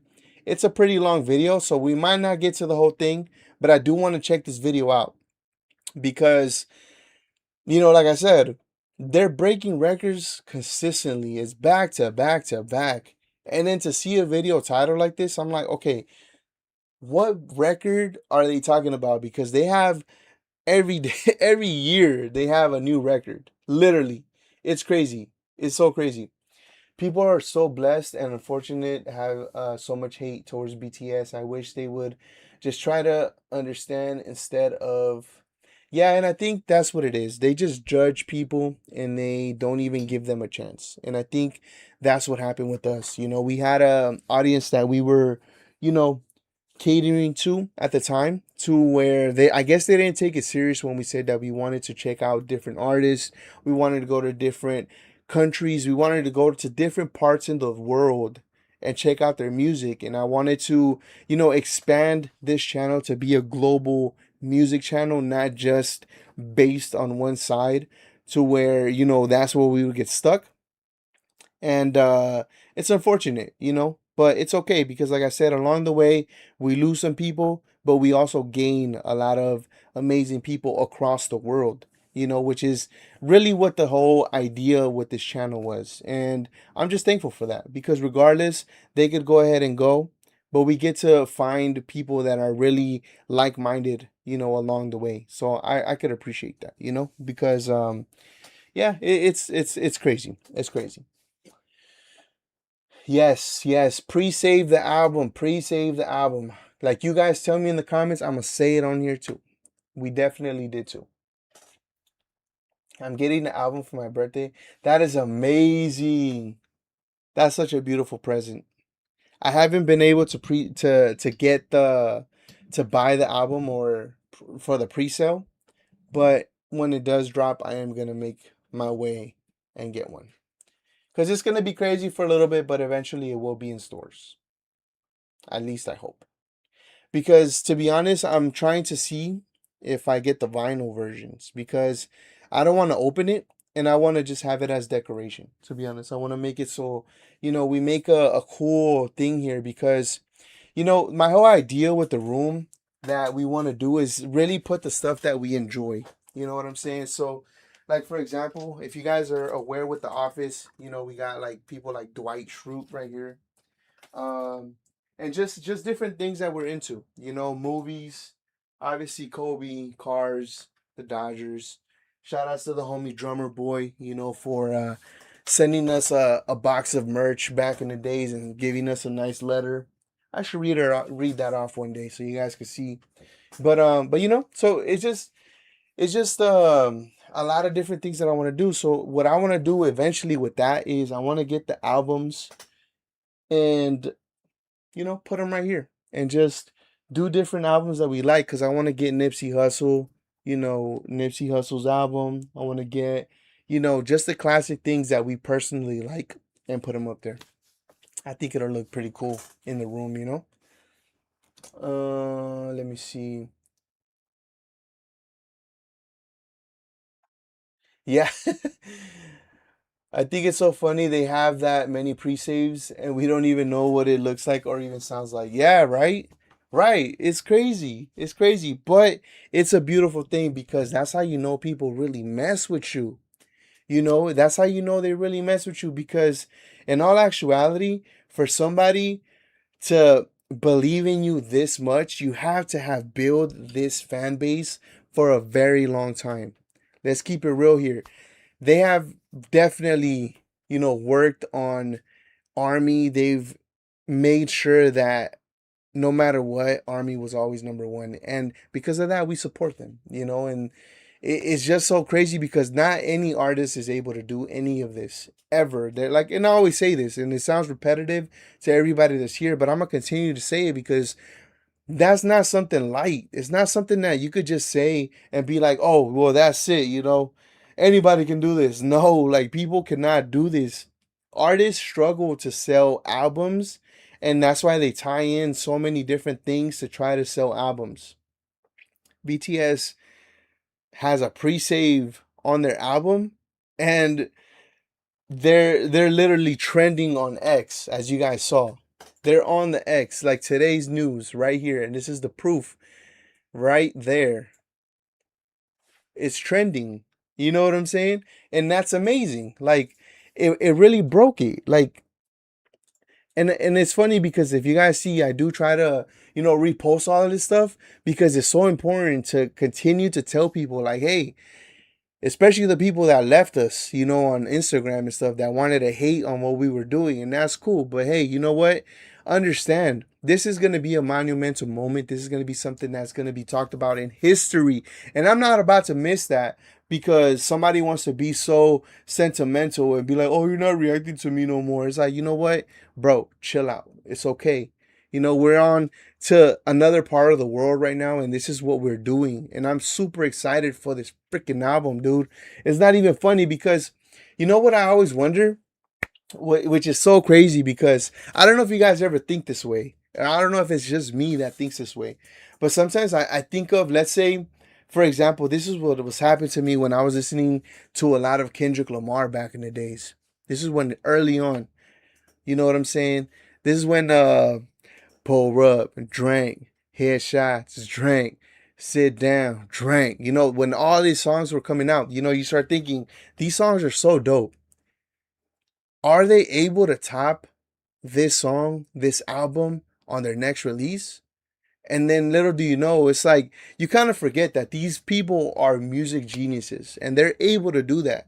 But for me, as someone that doesn't get that caliber and doesn't obviously understand the amount of creativity that these people have, you kind of doubt it. But then it's like they really prove you wrong in the next track. And then they prove you wrong again in the next track. And this is what I'm talking about with Kendrick Lamar. With BTS, it's like we've started checking out their music. We've checked out some of their full albums. We checked out their most popular songs, the songs that they've had popular before, the ones that mean the most to, Army and just things like that. And you start seeing the diverse. And you're just like, whoa, whoa, whoa, whoa, whoa, whoa, whoa, whoa. These dudes right here are really not dropping any bad tracks. Like, what in the world is going on here? You know what I'm saying? So when it comes to the new album that they're gonna drop, I'm already like, I'm not even thinking this gonna be bad. I'm already thinking like this is about to be such an amazing album. I could already feel it because if we're going along with the lines that they already had, for example, we get the track list of all of the albums that they dropped. You get to see their growth. You get to see who they're becoming. You get to see all of that stuff. Who are they now? What are they going to talk about now? All of these men are going to come back with new music. We're going to see their mindset. We're going to see what they've been up to. We're going to see what kind of struggles they've had because, this is the stuff that they like to talk about. They like to keep us updated with their music. If somebody was hating on them, RM would diss them on the track. Sugar would talk some shit in the track. You know what I'm saying? If some mishap was happening, they would talk about it. if something is happening in the world, somebody needs to feel love, they'll talk about it. They have so many different angles they could come at. I'm ready for it, man. I know you guys are ready for it too. I just went on a little rant, but man, I'm so ready for this, bro. It's not even funny. I am so ready for this. This is absolutely nothing but beauty. Beauty, beauty, beauty. And I'm excited because obviously they've been kind of blank on Weavers with the live streams and stuff like that. So, obviously it's understandable. They're working really hard on what they got to do. Rena, sorry, I just went on a big rant and I just saw you in here. Shout outs to you. I got to make sure that you're a mod. I already told you. Hopefully you are up for the challenge. Give me a thumbs up if you're up for it. But I want to make you a mod. You're always a real one, man. Shout outs to you. My wife loves you. She loves your bike too. You know what I'm saying? So shout outs to you. Thank you for being here. And no worries if you're late. It's all good. I understand. Different time zones. We try to, cater to all of you guys in the best way we can. But if you guys can't, it's okay. It's understood. Playbacks is always available. And if you guys want to talk to us, DM us. It's okay. Say what's up. But yeah, man. Yeah, it really is. BTS is trending everywhere. And like I said, today was one of the days when I'm like, you know what? I need to start using X more often because this is where I'm going to be able to see what's really trending. Because my algorithm on Instagram right now is kind of just, it is BTS, but it's mainly like reels or it's, people that are like doing, they're trying to teach their, like, for example, it's funny. I seen so many reels of armies trying to teach their significant others how to say the BTS chant. And I've been trying to learn the chant myself, to be honest with you guys. I've been, repeating them as I see them, and I'm slowly but surely getting it. When I'm ready, I'm going to do it with you guys in these videos because I am learning the chant, and my wife is learning the chant too, to be honest. So it's pretty cool. It's pretty cool. Let me see. I am an army. And Saturday fans, Jeff starred now because of Jeff's voice is so good. Jeff is a singer, actor, producer, and a composer. I gotta check him out. I'll definitely do that. If you guys can, I would really, really appreciate it. Adolfo, I know you're in here. If you guys have any requests for any of that stuff, when we do a live stream, we could do, like I said, go to the community on YouTube and then just post a link there. That way we can check it out. I think that'll be the best thing. Cause yeah, so I do want to check these people out.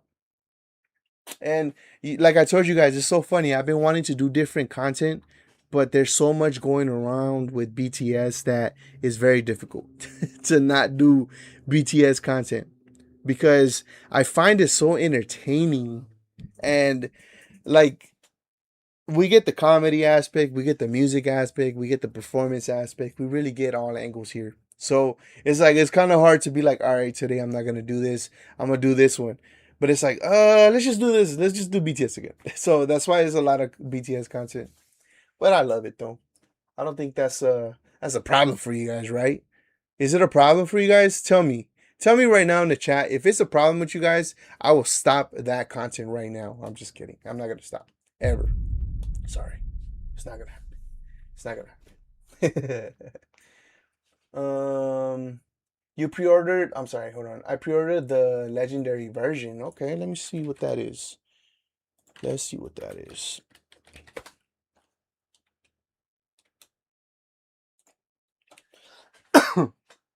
Excuse me. Oh no, hopefully my wife didn't pass it on. Let's see. Oh.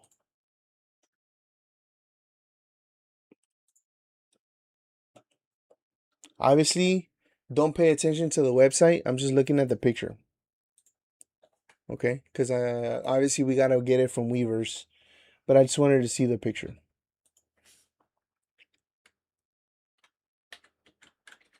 Oh, it doesn't make it bigger. Great. That's crazy, man.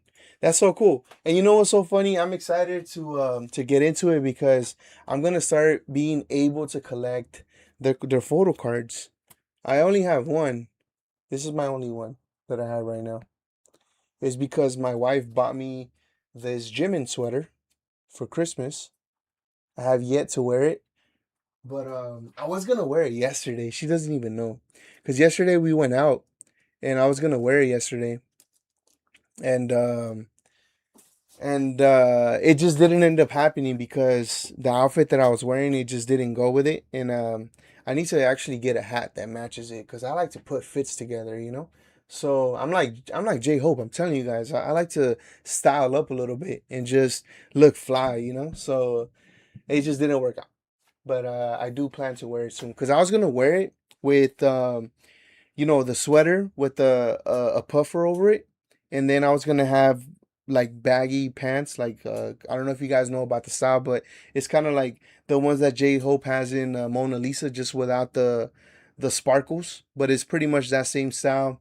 And I was gonna have some dunks and just maybe hat, no hat. But I wanted to wear a hat, so that's what happened. So it will happen. It will happen. Can never get enough BTS. Facts. Facts. But yeah, I got to see that. But yeah, so it's pretty cool to see that all of this trending stuff is going on. And I really want to continue to spread this message, this positivity, because it's just crazy. So 13 hours ago, we had 2.91 million pre-saves for Ring. Arirang. Crazy. Crazy.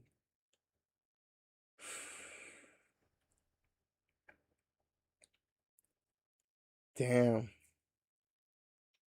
And it's crazy because there's a lot of music that's gonna be dropping, and not to take away from other artists, you know, but there's really a lot of artists that are gonna be dropping in 2026. I was actually seeing a Billboard post. Let me see.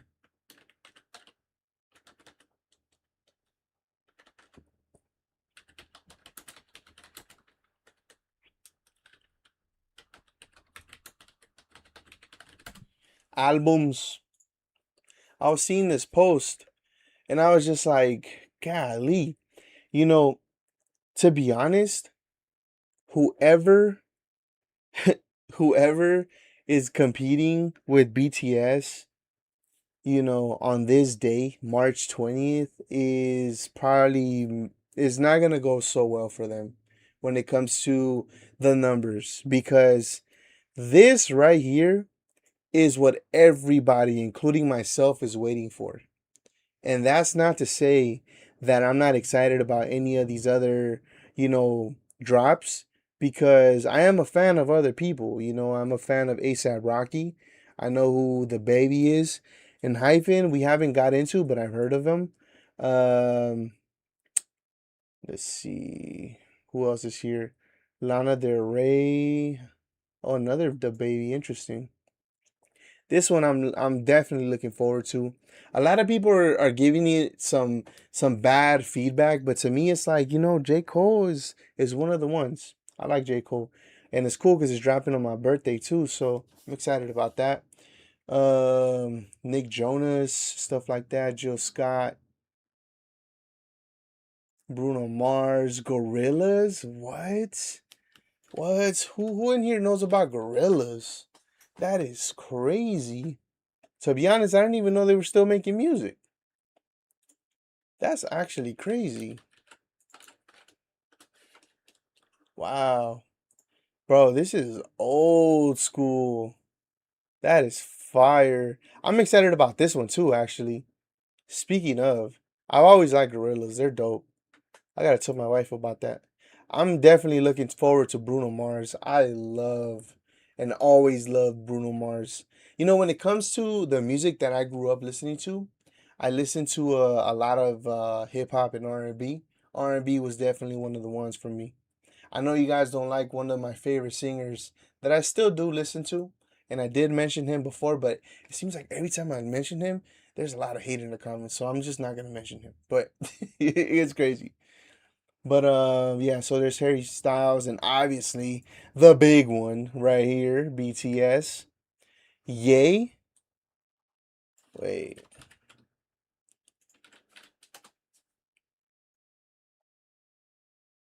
What? So Kanye West, well, used to be Kanye West. He's dropping Yay, and it's called Bully. Low key, I'm excited about this one too. I'm not gonna lie. I like Ye. Ye's fire. And shout outs to Ye too, because, even though he's not allowed to perform in the US for whatever reason and whatever he's been going through, don't want to get into that. But he just had a concert in Mexico. 40,000 people, sold out, did his thing, had his daughter on stage. Fire, man. I really mess with Ye. We were just listening to his music a couple days ago, to be honest. Fire. Yeah, Blackpink is also dropping. Did I miss that? Oh yeah, Blackpink. Yep, Blackpink deadline. I'm excited for this. To be honest, my daughter loves Blackpink. She likes Blackpink. They listen to it on Roblox all the time. I'm so glad that my daughter is so diverse when it comes to music. She listens to BTS, Blackpink. She knows Cat's Eye. She loves Gnarly, that song Gnarly. And obviously, it's all because of Roblox. So if it's on Roblox, she knows about it. So she listens to that. She listens to Sabrina Carpenter. She knows Miley Cyrus. Like, her discography for music is all over the place. And I love it because she could know from, a very, very old school song that my wife will play to the newest thing. And I love that. I really do love that. What are you guys looking forward to other than BTS? Let's be real here. Let's be real here. It's okay. It's okay. If you love other music, it's okay. This is the place. It's a safe place. And BTS is definitely a lifestyle. And I love that about all this, because it really is my lifestyle. Robin, Nicki Minaj, interesting. She's dropping more music. Okay, so and that's it. So that's all we got. And this is by Billboard. So this is pretty much what we got. This is pretty much what we got coming up. So I'm excited about a lot of these drops. Because I am a music lover, and I think that music is a good way of living and stuff like that. And I can appreciate good music. I'm no bias when it comes to this kind of stuff. Because even when the Kendrick Lamar and what's his name? What's his name? Drake and J. Cole stuff was happening at the time, I even said that that I really enjoyed the J. Cole verse. It sucks that he, tapped out. I understand why he did, but I was just saying, that I liked his verse the most at the moment. But then when he tapped out, it was kind of like, well, he did tap out, so now it's like Drake versus Kendrick. So then you just gotta kind of go from there. But they both did their thing. But at the end, we saw the outcome. He just killed them off with the last two, and that was that. So I'm no biased. I really enjoy music for music. But let me see. Let me see who you guys are looking forward to though. Chris Webby dropped a new song. Okay, okay. Are you coming for the concert to Belgium, or are you making a city trip? Oh, are you guys gonna meet up? That is so fire. That is so fire. Good for you guys. Hopefully you guys hang out and go have some coffee and stuff. You know? You love gorillas and you didn't know? Yeah, right. Me too. That's what I'm saying. I didn't even know they were making music until I seen this, and I'm like, wow, all these people are gonna be dropping. Obviously, whoever's dropping on the same day as BTS, that's all bad. I'm not gonna lie, because everybody's looking for this. Even critics, people that don't like them, they want to see the numbers just to talk about it. They're gonna hate on them, but we need to make sure that we kind of put that on the side and make sure that we give them the correct light. Let me see. Album release 21st of March, free online concert. I'm so excited. Yeah, we talked about that too. And we're going to try to make a watch party out of that, to be honest. On the 21st of March, we're going to try to make a watch party out of the free concert. So I'm excited about that too. I can't wait to see it. I'm sure. Oh, we're going to. You know what's so crazy? Isn't this beautiful? Okay, okay. You know what you just reminded me of, Rena? This is a perfect take. Because how amazing is it that BTS is going to drop their new album on the 20th of March, The 21st, they're going to give us a free concert online. We're going to get to not only see the choreography that they're going to do on the world tour that they're going to do, but also the songs. We're going to see this first as ARMY. They're giving us a gift as ARMY. Are you kidding me? Once again, they're proving to the world that ARMY is number one. And even though they're going to perform these songs, they're going to have potentially the same sets. I don't know how they're going to do it, but they're going to do that for us so we could get to see this firsthand. That is so dope. You got to clap it up for that one, man. That is so sick. I really love that. Damn, they prove it once again. ARMY's number one. I love that. So Bruno Mars, Blackpink, and the Gorillas. Yeah, Gorillas were the shit back in the days, but I appreciate that. And yeah, you're looking forward to the same ones. That is so sick. Favorite rapper of all time is Tech 9. I could respect that. Tech 9 is definitely one of the ones. He's been doing it very, very amazing in the underground scene. I feel like Tech 9 should be bigger than what he is, though, because he's put on a lot of people that, are doing their thing now that, should have been doing something. But he definitely needs a lot of shine. I love the others, but I only buy BTS all the money for that. And you know what? I agree with you. I so agree with you because I'm in the same boat as you. I'm gonna support and I'm gonna listen to it and I'm gonna, just give them some attention. However, I never buy anything from any artist. You know who made me buy the first stuff from them? Do you want to know? Do you really, really want to know? These guys right here made me do this, made me do this, made me do this. The merch is not on me, but we got merch. I have a hat, I have a sweater. My wife got some shirts and stuff like that. And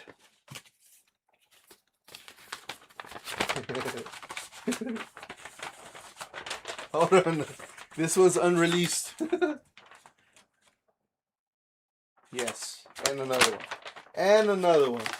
But this one right here, just so you guys know, I'm thinking of giving this away. I know it's not a lot, but I'm thinking of giving this away. Because I just want to do something for you guys. And like I said, I know it's not a lot, but I'm willing to do that. So I'm thinking on my birthday, I'm just going to give this away to you guys so you guys could have a BTS poster. And just in case you guys don't have this one specifically, But that's my favorite poster, to be honest, cuz when I saw it in the store, it was like a K-pop store. I saw it and I'm like, "Okay." They're like, "Oh, what are you looking for?"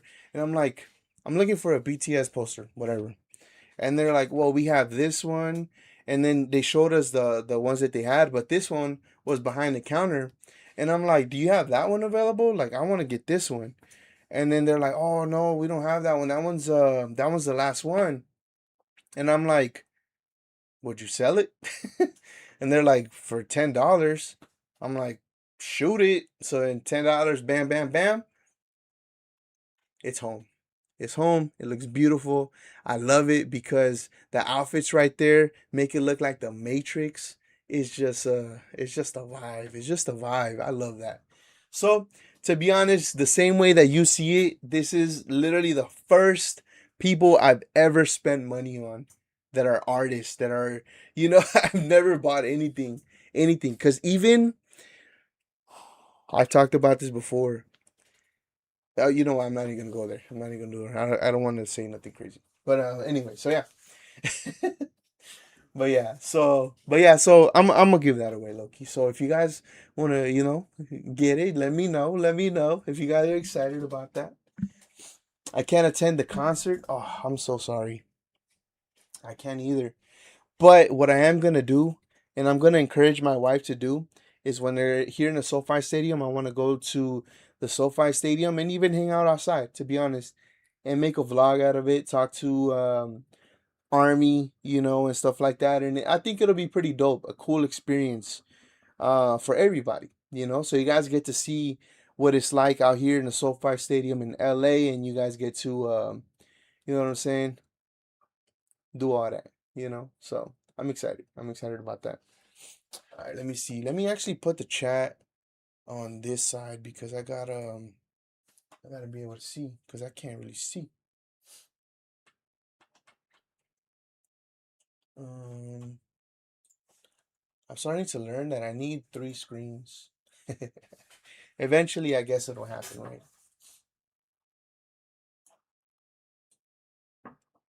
Let me move this on this side. Okay, I think I got a better setup right there.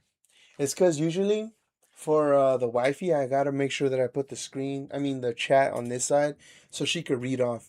Because a lot of people were complaining that she was on her phone when we were on live streams, but it's like she's just reading the chat and just trying to interact with everybody. So, sometimes I gotta step in and be like, hey, let her be. Let her be. It's okay. We're here to have a good time. Chill out. You know what I'm saying? But some people get a little butthurt, but whatever. All right, let me see where we at. Da-da-da-da. Since I moved everything around, I lost where I was at. Hold on. Da-da-da-da.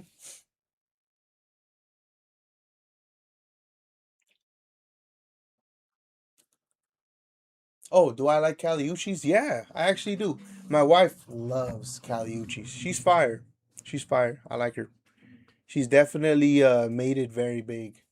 It's so good to see. I think we reacted to one of her songs back in the days, and this was before her come up. She's definitely grown into an amazing artist. She has a lot of good music. If you guys haven't, make sure you guys check her out. She's from a local right here, LA, baby. Let's go.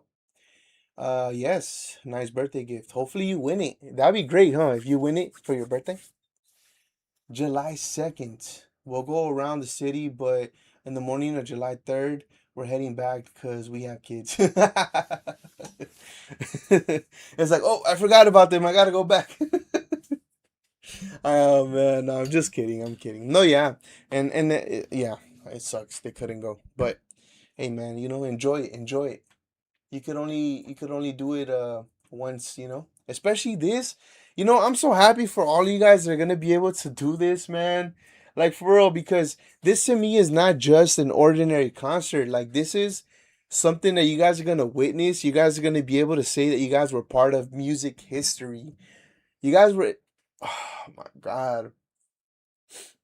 And I don't know if you guys think that I do too much when I say things like this, but I feel like this is one of the things where living music history or just something in history in general is such an amazing feeling to be able to tell the story one day. I was able to go to a BTS concert when they came back in 2026. Ah, I'm jealous. I'm so jealous. But it's okay. You guys enjoy that. He did a song. Yeah, he did. And Adolfo's talking about Tech 9. He did do a lot of songs with a lot of legendary rappers. We had Hobson on the list. I don't know if you remember Hobson from Van Nuys, Panorama City. He had a few with Snow the Product. You guys know who Snow the Product. She's definitely come up in the music game. She's been doing her thing. She's done a lot. He's done a lot of music. A lot of music. And Bad Bunny is gonna perform at the halftime Super Bowl. I'm excited for that. A lot of people are hating on that. A lot of people are hating on that, but I'm okay with it. I'm excited for it because we get to have some reggaeton, some dance music. You know what I'm saying? Because we've had different artists, but it seems like they always want to have country artists. But it's like we've had black entertainers. Now we're gonna have Latino entertainers. We've had country music before.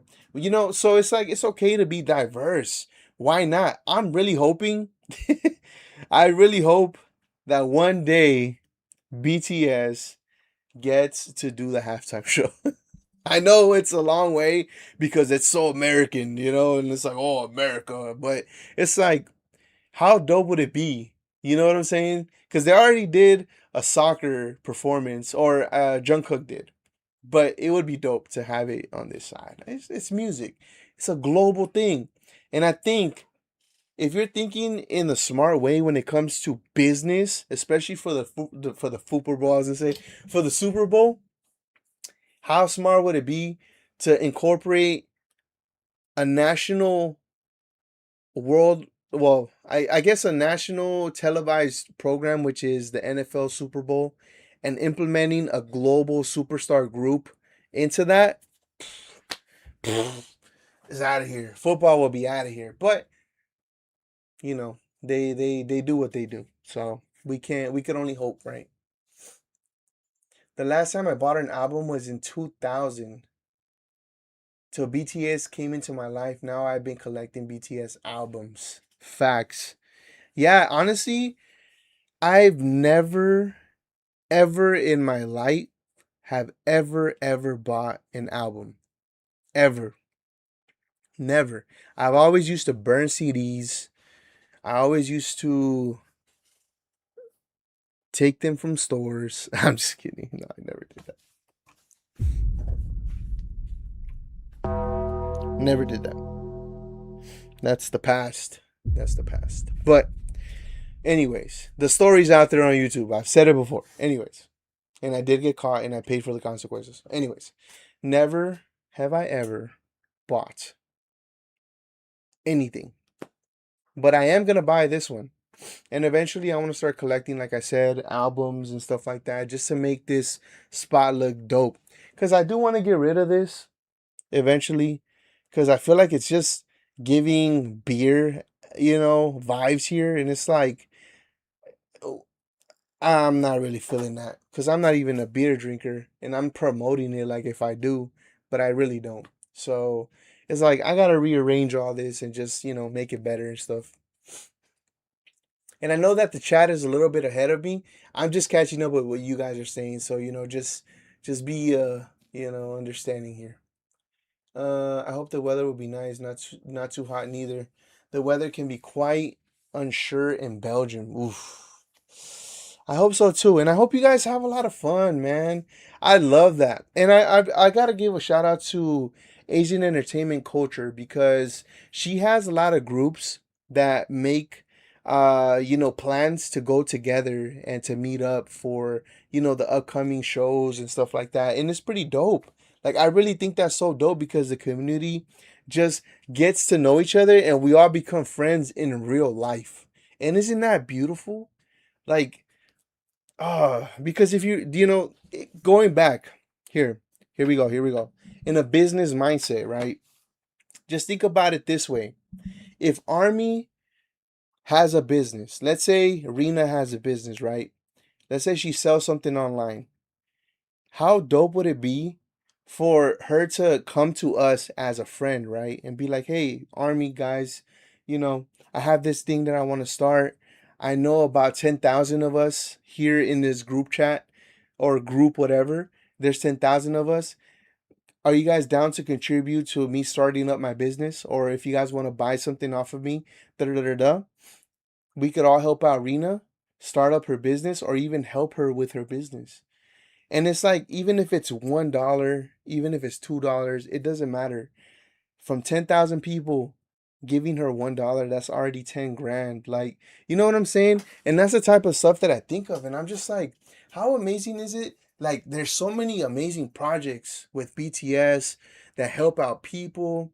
There's doctors, there's engineers, there's all of these dope things, And it's like, if somebody wants to start something, why not start that with, how they have those groups? It's like we could always start a group like that here. Or if there's already a group like that, I would love to join that because sometimes I have those moments where I want to give and I want to, donate to people and I want to help out people.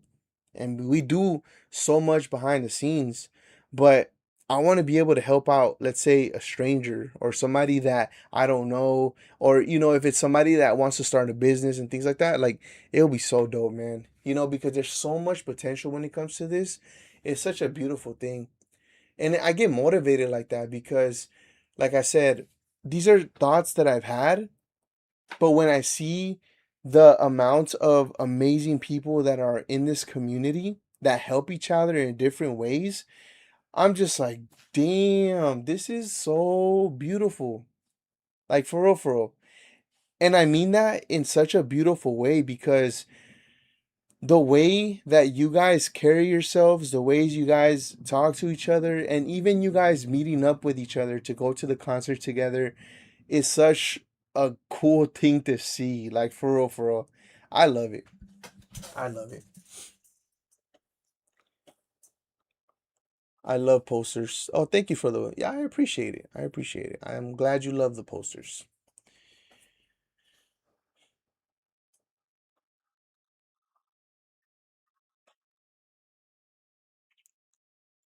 Yeah, I love that that's a thing too, to be honest. I love that that's a thing.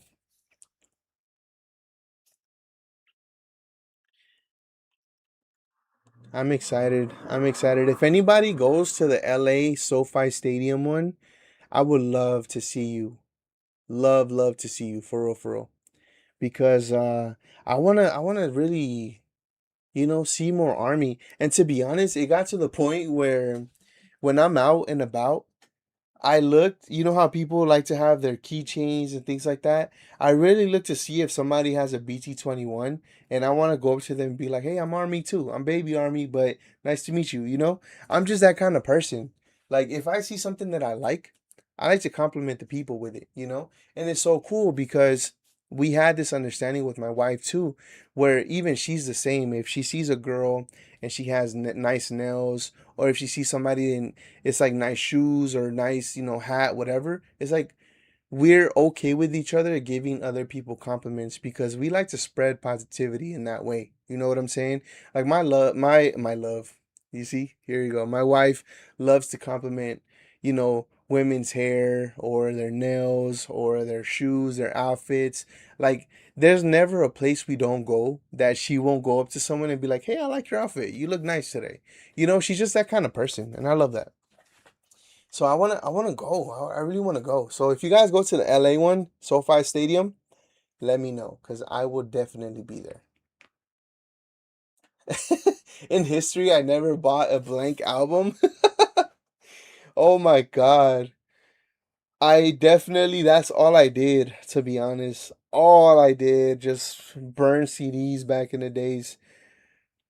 Koye knows what I'm talking about. Oh my God. LimeWire was life back in the days. Nothing but burned CDs for me. My CD player was crazy. Oh my God. You remember the little, I think I still have them too. At one point, somebody that my mom worked for got rid of all their CDs and they had them in like a binder, and it was a lot, and it was all in alphabetical order, and it was a lot of them, and I still have them somewhere. I think they're in a shed in the back somewhere, but I got a bunch of CDs, a bunch of CDs back there. But yeah, for me, I never bought any. It was just that.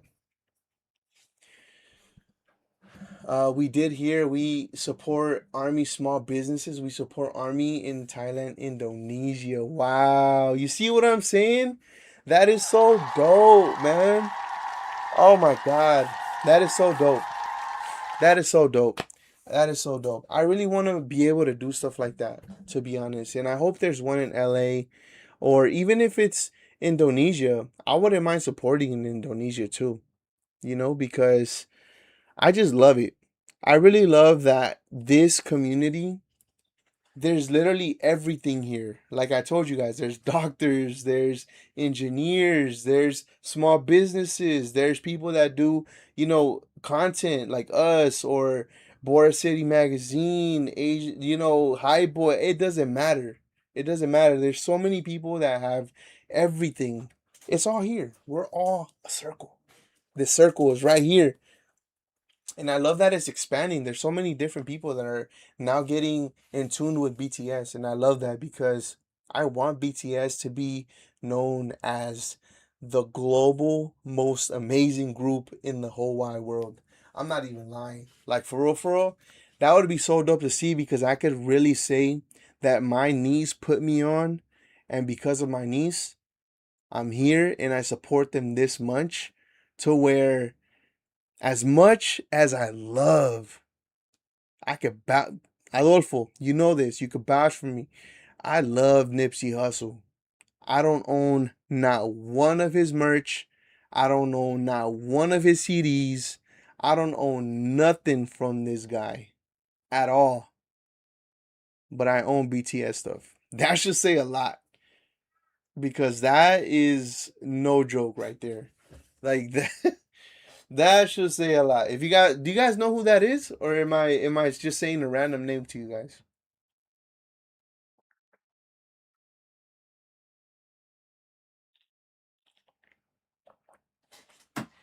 Excuse me. I got thirsty. The last album I bought was 3 Days Grace like 5 years ago at Best Buy. Wow. That's a long time. Maybe BTS is gonna be your new album, right, Adolfo? You're gonna jump on the train or what? You're gonna get in here, get this album or what? What's up? When you guys buy the album, post it. Post it on the community on our YouTube channel. I want to see them all of them. All of them. And if you guys do an unboxing for your social media, post the link. Let's watch them. I want to watch all you guys' content too. If you guys are doing, the unboxing of your new album that you guys are going to get, I want to see it. So please post it on the link on YouTube. I would love to know. I want to see it for real, for real. There's a lot of armies doing that. They're so great on creating like stickers, caps, shirts, just like the live or posted ads to them. They're also fast. That is so dope, and that's so true. I seen a really dope shirt where it had the three circles right here, and it was embroidered. It wasn't like this is a printed shirt. Somebody just printed this on, and that's it. Like this was embroidered. Like that is quality to me. Like this is gonna fade. It's already fading. You know what I'm saying? But that is gonna stay forever. And that was so dope to me. I wanted to get it, but I didn't get it. I'm still thinking of what I'll make or give away to other armies in the concert. Oof, I'm excited to see. Oh, that'd be dope too. If you guys can, please share that with us. Share that with us. I really wanna see that with you guys. Like for real, for real. This is where you guys could go. Like I told you guys could go to the channel, go to community right here, and you guys could post whatever you guys want here. You know what I'm saying? This is where we're gonna be able to see everything. I don't, we just got this post 2 hours ago from one of the viewers live. You know what I'm saying? So I would love to see this with you guys because I wanna continue doing this, man. I wanna see what you guys are gonna give away, what you guys got. I wanna see it all. I'm so interested because this is the first time that I'm living through something like this, and I want to see it because I've seen videos, and I'm just like, damn, like Army really went out their way to make all of these things and just to give away to people. Like that's so beautiful. That is so beautiful, and it's so cool. It's like little trophies, like you said, and just to put away, decorate your spot with it. It's just so cool, you know. It's so cool, man. It's so cool. If you know what, Army, please, please, if you guys do me a solid, if you guys have anything like that, please put it on YouTube. I want to see what you guys got. That would be so dope. If you guys have ever gotten anything from the concerts or anything like that, I want to see it. Damn, yeah. People, yeah. And that's true. That's so true. Army is amazing because not only do they support businesses or people that, are making these things, to sell, they support content too. They support because I've been posting a lot on TikTok.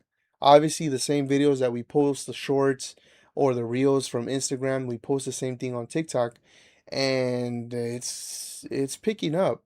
People are actually very, very supportive, and I can appreciate it because I get to see different perspectives. I get to see different people that, just want to tell their story and how they found out about BTS and stuff like that. So I really like seeing that kind of stuff.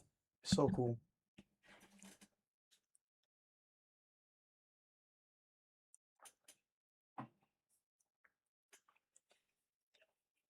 Yes, my tia. Oh, want to make so many freebies? It's our first time. I hope armies will take that. I'm very, very positive they're gonna take the freebies. I am so positive. I hope I get some, to be honest, when I go to the SoFi, even if I'm outside. I hope. If I don't, it's okay, but I hope I do, because I would love to decorate, the spot with the freebies. That'd be dope. Maybe, I don't know. You better time yourself out for not trying to get the album, Adolfo. You tripping, bro. You need to get the album. Let me see. I know. Oh, yes, you know Nipsey Hussle, so you know what I'm talking about. That dude right there, he held it down for me for a long time. I fuck with him because I listened to a Broken Cycle. Okay, so you listen to them? That's dope, man. That's so sick. I'm excited for you guys, for real, for real. All right, so I said this that I was gonna watch this a while ago, but I guess we'll just do it now. Yeah, they do. They do. And it's so cool because I've only seen a few clips of people that, you know, give things, and when they do, it's so cool because you get to see the things that they create and it comes from the heart, which is, I think it makes it much more, respectable and much more of a charm, to have from Army, because it's so beautiful, man. I really think that's so cool. All right. So I actually wanted to see this video. It is a kind of a long video, but I do want to see this. So the title of it is Top 7 Impossible BTS Records That May Never Be Broken. So I want to know what you guys think about this. And if there's anything that's outdated that they've done as of today, which I think the pre-save thing has to be another one that's added, so we could say 8 to this, because them pre getting all those pre-saves is breaking the records on X right now. So let's check Imagine this a out real world where quick. the language of music transcends every physical border, where 7 young men from a tiny, struggling agency in Seoul managed to rewrite the entire blueprint of global superstardom. We aren't just talking about catchy tunes or synchronized dance moves anymore. We are talking about a cultural earthquake that shifted the very axis of the music industry forever. Have you ever wondered what it truly takes to dismantle a system that was never built for you? How does a group not only reach the summit, but build an entirely new mountain that sits way above the clouds? Today, we are diving deep into a legacy that feels more like a myth than reality. We're peeling back the layers of a phenomenon that turned the impossible into a daily routine. From the dusty practice rooms of 2013 to the hallowed halls of the United Nations and the Grammys, their journey is paved with milestones that don't just look like numbers, they look like miracles captured in digital stone. But here is the real kicker. In an industry that moves at the speed of light, where trends die before they even fully bloom, there are some achievements so massive, so statistically insane, that they might just stay locked in the history books forever. Are we witnessing a once-in-a-century anomaly? Could any other artist, no matter how talented or backed by millions, ever hope to touch these specific heights again? Or has the bar been set so high that the ceiling has finally vanished? Get ready, because we are about to count down the feats that redefined what it means to be a legend in the 21st century. Ooh. Already that intro gives me the chills. That intro right there gave me the chills. I'm not gonna lie. Because really, really, really, really put this in perspective. There's so many great, great artists out there. There's so many people out there that have done so much for the music industry. Have they ever broke so many barriers that BTS has broken? Let's keep it real here. Let's keep it real here. And this is no biased, because I understand, Army's here. We're gonna look out for the boys, you know what I'm saying? But in all reality, MJ, Michael Jackson, they've surpassed them. Let's be real here. You know, there's been plenty, plenty of artists that are in the history books as amazing artists. They only hit a certain cap. BTS is really, really out of this world. It's so incredible to see, for real, for real. Let's These aren't continue just this. trophies, they are scars of a revolution. Let's explore see. the 7 BTS records that are so legendary, they might actually be untouchable until the end of time. Buckle up, because this isn't just a list, it's a testament to a power that changed the world. Do you think you know every record they've smashed? Think again, because some of these will make you question the very limits of human achievement and fan devotion. This is the ultimate deep dive into the legacy of the kings of the modern era. Are you ready to see the records that might never ever be Yes. broken as long as music Golly, man, how many times you gotta ask? Just yes, I am ready. Come on. exists? All right, here we go. Here we go. Number 7. Artist of the Year at the Mama Awards. Net Asian Music Awards. The Daesang Dynasty. 7 years of pure dominance, the absolute peak of global music history. 7 years of pure dominance. When was this video dropped? 2 weeks ago. Okay, perfect. So this video might be a little up to date, which is cool. To truly understand why this record is widely considered the Everest of the music industry, we have to travel back to a time when the world looked very different, specifically to the year 2016, as a moment that shifted the tectonic plates of the global entertainment landscape forever. You see, in the fiercely competitive world of K-pop, there is a hierarchy that everyone thought was set in stone, a system dominated by the big 3 agencies, where a small group from a struggling, nearly bankrupt label like Big Hit Entertainment was never supposed to even sit at the table, let alone own the whole room. When BTS won their very first Artist of the Year Daesang at the 2000... And I'm never gonna stop saying how amazing that is, for real. Because thinking back, this is like such a beautiful thing to continue to mention. And it could be repetitive to a lot of people, but I think it's very important to continue to say it, because a struggling company going through what they're going through to now be who they are, like, bro, like, this is the definition of coming out the mud in US terms, coming from the bottom, making it to where they are. But not only where they are, like, they're really at a pedestal to where they're so untouched, not even the top of any person or any group could ever reach them, because they're just that much higher in the pedestal compared to any other artist, you know?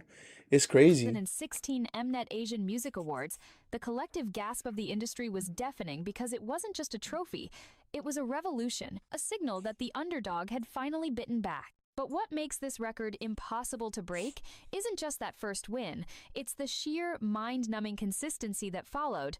As they went on to claim the Artist of the Year title for 7 consecutive years, from 2016 all the way through 2022. Just think about the sheer psychological and physical toll of staying at the absolute summit of the most fast-paced industry on the planet for nearly a decade. Most groups are lucky to have a prime that lasts 3 years. Yet BTS managed to expand their prime into a multi-generational epic. This specific record at Mama is a statistical anomaly because the awards are based on a complex cocktail of physical sales, digital streaming, global voting, and professional judging, meaning you can't just buy or luck your way into this. You have to be the undisputed choice of the entire planet year after year. The year 2019 was perhaps the most terrifying display of this dominance, when BTS achieved what many called the all kill, or the clean sweep, taking home every single grand prize, Daesang, available in a single night, including Artist of the Year, Album of the Year, Song of the Year, and Worldwide Icon of the Year, a feat so overwhelming it actually forced award shows to reconsider their category. God damn. Wow. Have a great night. Thank you so much for being here, and I appreciate your time. Oh my God, it's 1 a.m. Get some rest. Thank you so much for being here. I really appreciate it. Everyone, say good night. Be nice. Come on, guys. Because one group was simply too big for the stage.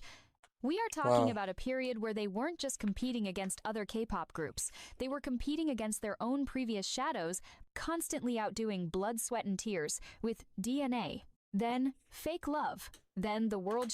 Rena, facts. Oh my God. And that's another thing that we got to continue to express and let people know, like, hey, in all actuality, you guys are so lucky that these guys had to be enlisted in the military because that is the law. Because it is the law. If they didn't have to do that, do you know how many more awards they would have received? Because they would have continued on to their career. So if in all actuality, they need to say thank you to BTS because they got a little gap to be able to make music, become popular, get a fan base, and continue on and live a good life. But now that they're back, it's over. But I'm just saying, absolutely right on that one. Shaking Boy with Love. And finally, the dynamite air shows constantly outdoing Blood, Sweat, and Tears with DNA. Then Fake Love. Then the world-shaking Boy with Love. Woo! And finally, the dynamite era that turned them into household names in every corner of the earth. The emotional weight of this record reached its fever pitch in 2018, a year that fans remember with tears and shivers because it was on that Mama stage, while holding the Artist of the Year trophy, that they revealed they had considered disbanding earlier that year due to the immense pressure of their sudden fame. Oof. That moment of raw, bleeding honesty transformed them from mere idols into cultural icons who shared their pain with millions, creating a bond with their fan base, ARMY, that is more like a religion than a fandom. When you look at the numbers, the gap between BTS and whoever is in second place is so vast it looks like a typographical error. They have accumulated over 70 daesangs across all Korean award shows, but the 7-year Mama Artist of the Year streak is the crown jewel because it tracks their evolution from social media darlings to global titans. To break this record, a new artist would not only need to debut and immediately become the biggest thing in the world, but they would have to maintain that exact level of explosive growth and cultural relevance without a single dip for 8 straight years. You know what's so crazy? I think in order for anyone to have a successful career is to never compare themselves to BTS. Never, ever try to outdo what they did. If anything, look up to them. Be like, damn, these guys were amazing. I love what they did. I want to learn from them. How did they do it? How did they carry themselves? How did they build an army? Understand, sometimes you're never going to be able to beat somebody, and that's okay. You have a blueprint now. Follow the blueprint. Make yourself who you're going to be. Don't try to beat them because you're not. Let's be real. They're really never going to be this itself. And this is just the first one. We're only on the first one. We're not even past 5 minutes of the video. We're on the first one, man. Like, come on now. In an era where the human attention span is shorter than a TikTok video, it requires a perfect storm of talent, timing, a revolutionary marketing strategy, and a level of group chemistry where 7 distinct personalities remain perfectly synchronized through military enlistments, solo careers, and the heavy crown of being the pride of a nation. It is a record built on the blood, sweat, and tears of 7 men who were told they weren't good enough, only to end up being the only. But then they also have contents even when they were in the military and solo albums. Exactly. They really held it down, honestly, because if someone didn't know, let's say, I'm not even going to say if they didn't know, because now, personally, I feel like since I know BTS, everybody knows BTS. But I got to understand that there's a lot of people that still don't know who they are. However, they probably heard a J-Hope song. They probably heard a Jungkook Cook song. Solos. So now, whenever they represent who they are, they always mention BTS, and that brings them to ARMY. You know what I mean? Just becoming an ARMY member and being with BTS. But you're right. They did have a lot of dope, things going on because we reacted to some of it, and I'm not gonna lie, that was some of the best things. And I'm honestly looking forward to the album. But in the future, obviously they're gonna do their own thing. They're gonna do solo projects, and I'm looking forward to that kind of stuff too. I'm not gonna lie to you, because they're all individually talented, and they all like to explore music in their own way, which I personally love. And I'm sure a lot of us do. Ones left standing at the top of the mountain. Every time they stepped onto that Mama stage, the atmosphere changed. It wasn't just an awards ceremony anymore, it was a coronation, a yearly reminder that the BTS era wasn't a phase or a trend, but a permanent shift in how humanity consumes music. Even now, as the industry moves into the 5th generation of K-pop, the shadows of those 7 trophies loom so large that every new achievement by others is inevitably measured against the standard BTS set, a standard that feels less like a goal and more like a legend from an ancient era. Can you even imagine the level of dedication it takes to never miss a beat, to never lose the fire, and to keep an entire world captivated for 2,555 days straight? This isn't just about music, it's about the endurance of the human spirit and a level of dominance that we might never see repeated in our lifetime, or perhaps in the history of music as we know it. Is it safe to say that BTS is literally gonna be the one that goes down in history as the absolute best ever, and no one's ever gonna be able to surpass them even in the future lifetime? Can we safely say that? Let me know. Let me know. I personally think so. In this case, I personally think so, because if they were able to accomplish this, and this is just the first one that we're getting into, I could only imagine what else they've done, because this is literally the first one, man. Are you kidding me? Mama Artist of the Year Oh record my is more God. than a statistic. It is the physical manifestation of a miracle that happened in real time, proving that while many can reach the top, only BTS could move the mountain itself. As the lights Woo! dim on each Well award said. season, the question remains, is there anyone even capable of dreaming this big again, or has the Artist of the Year title essentially been retired in the hearts of the public? This record stands as a monolithic testament to the fact that for 7 years, the world had only one heartbeat, and it beat to the rhythm of 7 boys from Seoul who refused to let the world tell them no. Woo! Love it. Number 6. The Billboard Hot 100 Monopoly. The fastest 6 #1 hits since the Beatles. The impossible chart takeover, the death of the glass ceiling.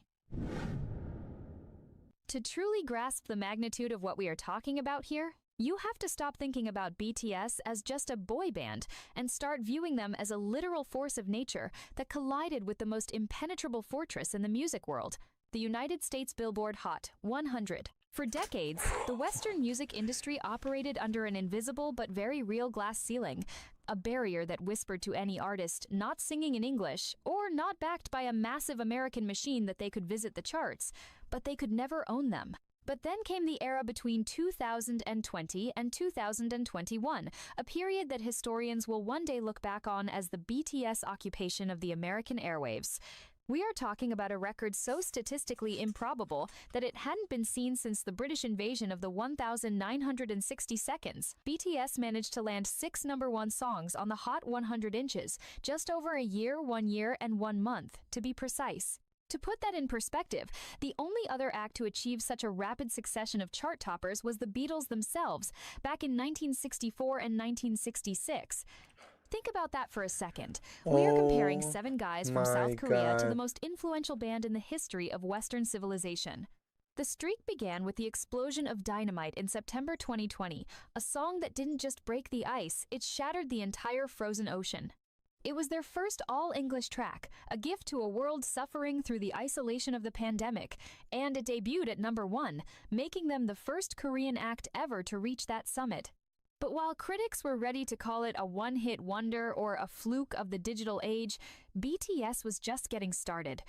They followed it up with the Savage Love remix, and then came the moment that truly defied the laws of physics in the music industry. Life Goes On. This wasn't a bright, poppy English track designed for radio. It was a soulful, pop, reflective Korean language ballad. When Life Goes On debuted at #1, it became the first song primarily in a non-English language to ever debut at the top of the Hot 100 inches, the chart's 62-year history.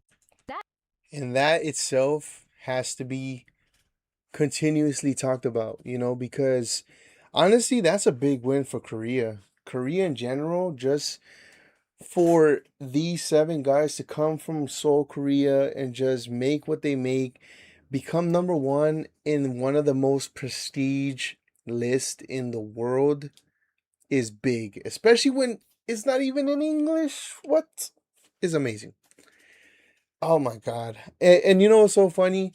Like I said, this is so repetitive to us, but I just got to continue to put light in in these moments, because in all actuality, when the heck has this ever happened?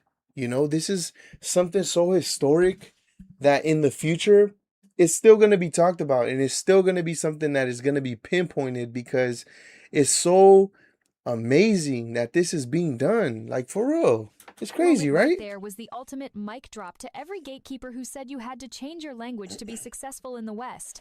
But the momentum didn't stop. Then came the Butter era in the summer of 2021, a song that didn't just hit #1, it camped out there.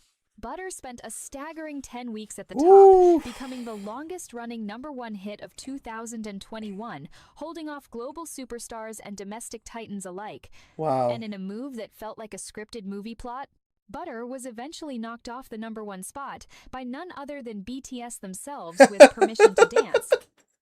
Love that. Oh my God. Oh my God. I love it. I love it. The only reason they got knocked down is because they dropped another banger. Oh my God. Who could beat BTS? I know who could beat BTS. BTS themselves. That's the only people that could beat them. Oh my gosh. This self-replacement at the top of the charts is a feat so rare that only a handful of legends like Drake, Taylor Swift, and the Beatles have ever done it. They capped off this historic run with Crazy. My Universe, their collaboration with Coldplay, proving that even the legends of the West were now lining up to be part of the BTS orbit. Now, standing here in 2026, looking back at that 2-year stretch, the record feels even more untouchable because the rules of the game have changed. Shortly after BTS dominated the charts, Billboard actually altered its rules regarding bulk purchases and digital sales, many believe specifically to curb the unprecedented power of the BTS army. This means that the exact path BTS took to achieve those 6 #1s is now essentially illegal under current chart regulations. They didn't just break the record, they broke the system so thoroughly that the system had to be rewritten to prevent it from happening again. It was a perfect storm of a global fandom's unmatched mobilization and a group's relentless creative output. And you know who did that? Army did that. Army did that. The fandom did that. Wow. Army is truly amazing. And I'm always going to say that, man. Like, for real, Army has to be the most dedicating, the most polite. That's key word right there, polite. Because I never in my life have seen people move the way that Army does. After finding out so much about Army and just the way that they move, what they've done for the community, how they match everything, how they have so much almost influence. And I want to say that, and this might be controversial, and if it is, that's okay. But I feel that a lot of fandoms should really look into how Army is. True Army. True Army. Not the BS Army, not the ones that want to start stuff. True Army. Because the way that Army moves, I really admire. You know what I'm saying? And that's why I became one of you guys. Because you guys really move militant. You guys really are nice. You guys move in a way that you guys want to represent well for BTS. You guys don't go to other people and talk and bash them. You guys don't disrespect other fandoms. You guys don't try to do any of that. You guys are just focused on BTS. And you guys are here just to, obviously spread what they do. But if someone comes at you with like, oh, I like this group, it's like, oh, that's, great. I like them too. But I'm here for BTS. And I really admire that. That's so amazing for you guys. So I want to clap for you guys, actually. Let's go ahead and give it up for Army, man, because for real, this is one of the most amazing things that I've ever seen. The emotional weight of this achievement cannot be overstated. It was the sound of millions of fans around the world saying, "We will make you listen." It was the ultimate validation for a group that was once told they were too niche or too foreign for the American mainstream. When you look at the speed of those 6 number Crazy. ones, you aren't just looking at sales figures. You are looking at the moment the global music industry's center of gravity shifted from the west to the east. It required a level of synchronized effort that feels more like a military operation than a music release. To break this record today, an artist would need to overcome not just the competition, but the new, stricter Billboard algorithms that are designed to favor radio play, a metric that has traditionally been biased against non-Western artists. BTS achieved this dominance while being largely ignored by US terrestrial radio for years, making their chart success a purely democratic victory fueled by the people. It's a record that screams Love it. impossible because it was achieved against the wind, against the grain, and against every historical precedent. Can you imagine the pressure of having the entire world waiting to see if you can do it again, only to come back and do it 5 more times in 14 months? This record is the definitive proof that BTS didn't just join the elite, they redefined what the elite looks like. They turned the Billboard Hot 100 into their personal playground, and the echoes of that takeover are still vibrating through the industry today. It's a legacy of defiance, a story of 7 men who looked at the highest wall in music and decided to simply fly over it. As we move further into the future, the 6 and 13 record remains a shining golden lighthouse, a reminder of the time when 7 boys from Seoul became the undisputed kings of the world's most influential music market. Does anyone else possess the sheer cultural gravity to pull off a feat like this ever again? Nope. Or was this a once-in-a-lifetime cosmic alignment that we were lucky enough to witness? The numbers say it's a miracle, the history books say it's a revolution, but the fans know it was simply the inevitable result of a bond that no chart rule could ever break. Number 5. Guinness World Record. Crazy, because that really showed the industry that if the people want it, the people will get it. Army is gonna get it. They became number 1 and they stayed there. Let's watch the billboards when they drop their music again this year. We're gonna be back up there. They're gonna, oh man. I'm already knowing number 1. Easy number 1. Ever break. Number 5. Guinness World Record for most viewed YouTube video in 24 hours? The Digital Apocalypse. The 108 million view miracle. The day the internet stood still. To truly understand why this record feels like something pulled straight out of a sci-fi novel, you have to imagine the sheer scale of the digital universe and how, for one 24-hour period in May 2021, the entire world seemed to funnel its collective energy into a single link. We are talking about the release of Butter, a song that didn't just break the internet, it essentially redesigned the way we perceive digital power and the influence of a global community. Before BTS, the idea of hitting 100 million views in a single day was considered a mathematical impossibility, a theoretical ceiling that experts believed no human being or marketing machine could ever pierce. Wow. But as we've learned through history, BTS doesn't just look for ceilings, they look for new galaxies to inhabit. Ooh. Wow. And obviously we knew about this information, but it's so beautiful to hear it, man. Anybody that wants to really like look into these guys, you know what's so crazy here? Right here, my switch of thigh was just crazy right here. For the people out there that like seeing, BTS reactors or like to see, people that just watch BTS, whether it's their music or anything like that. I think that it's so amazing to watch them and want, like I said, to be like them and want to achieve the stuff that they have achieved. Obviously, it's going to be different, it's going to be hard, but it's like you have the blueprint. Be yourself and try to thrive for big things into your life. And that's the same way that I feel. Like I see what they achieve and I'm just honestly blown away, and I'm just like, how amazing do these guys feel coming from nothing to achieving all of this, being in the Guinness, world record of, especially this as a content creator, is amazing. 108 million views in the first 24 hours. Bro, I remember when we were dropping videos, right? This was in the beginning when we first started checking out BTS. There was one point that a premiere video on our channel was at 102 people watching the premiere video. And I was like, what? That is the most we've ever had ever. I screenshotted and everything. I was like, what? This is amazing. In the first in the first 24 hours, it was at 100K views. And I was like, what? This is amazing. You know what I'm saying? And it just felt good. And it felt good. So for them, you know, being artists and being people that they've been wanting this for so long, they really, you know, wanted to achieve this since the jump, you know. I just cracked because of passion. I don't know if you guys heard that.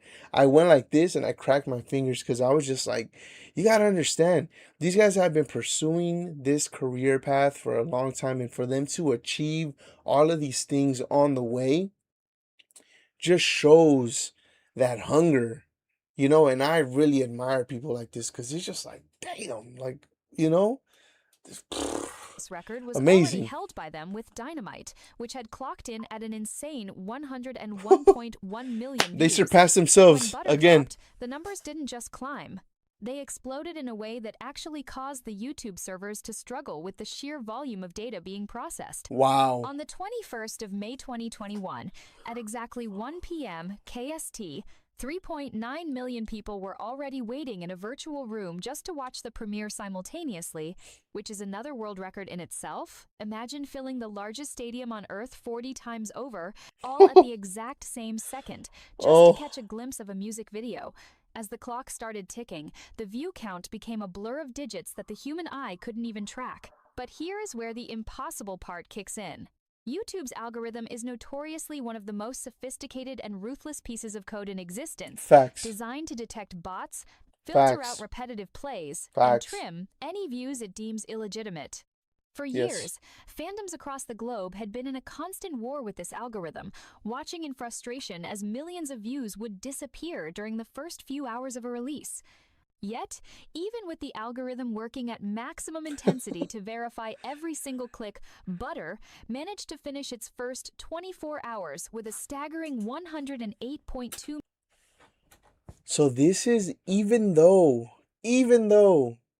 there should have been more views to this, but the algorithm supposedly is detecting that there's not real views there, which is crazy. Because YouTube has to be one of the most strictest platforms to do content in.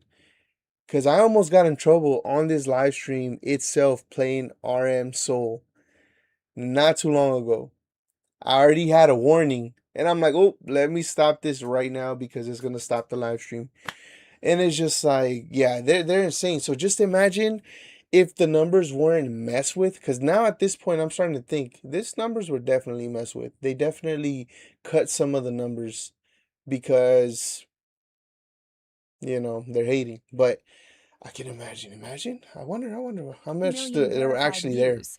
Think about the logistics of that for a moment. That's is roughly crazy. 1,250, 2 views every single second for an entire day and night. It's like the entire population of the Philippines or the combined populations of several European countries all deciding to sit down and watch the same 3-minute video within the same day.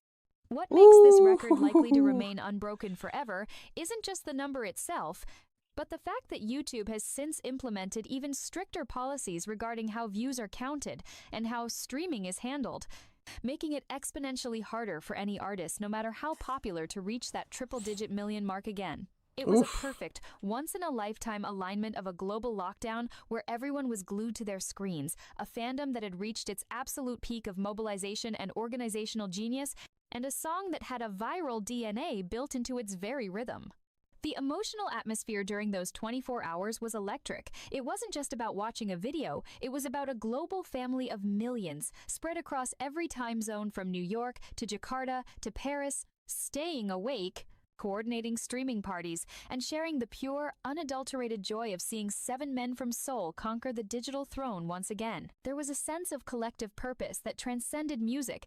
It was a statement to the gatekeepers of the industry that the new power had arrived, and it was digital, democratic, and unstoppable. When you look back at the behind-the-scenes footage of the members reacting to these numbers, you see a mix of humble disbelief and a deep, quiet realization that they had moved beyond the realm of idols and into the realm of historical anomalies. God.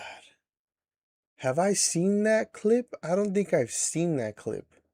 That must be such an amazing feeling as I'm getting chills listening to stuff like this because, like I said, I really take this in perspective, man. I really think about what they're living through, and it's so crazy that this really, you know how you know how people always tell you, follow your dreams, one day you'll get there, da da da da da, and you always thought that was BS because everything has something.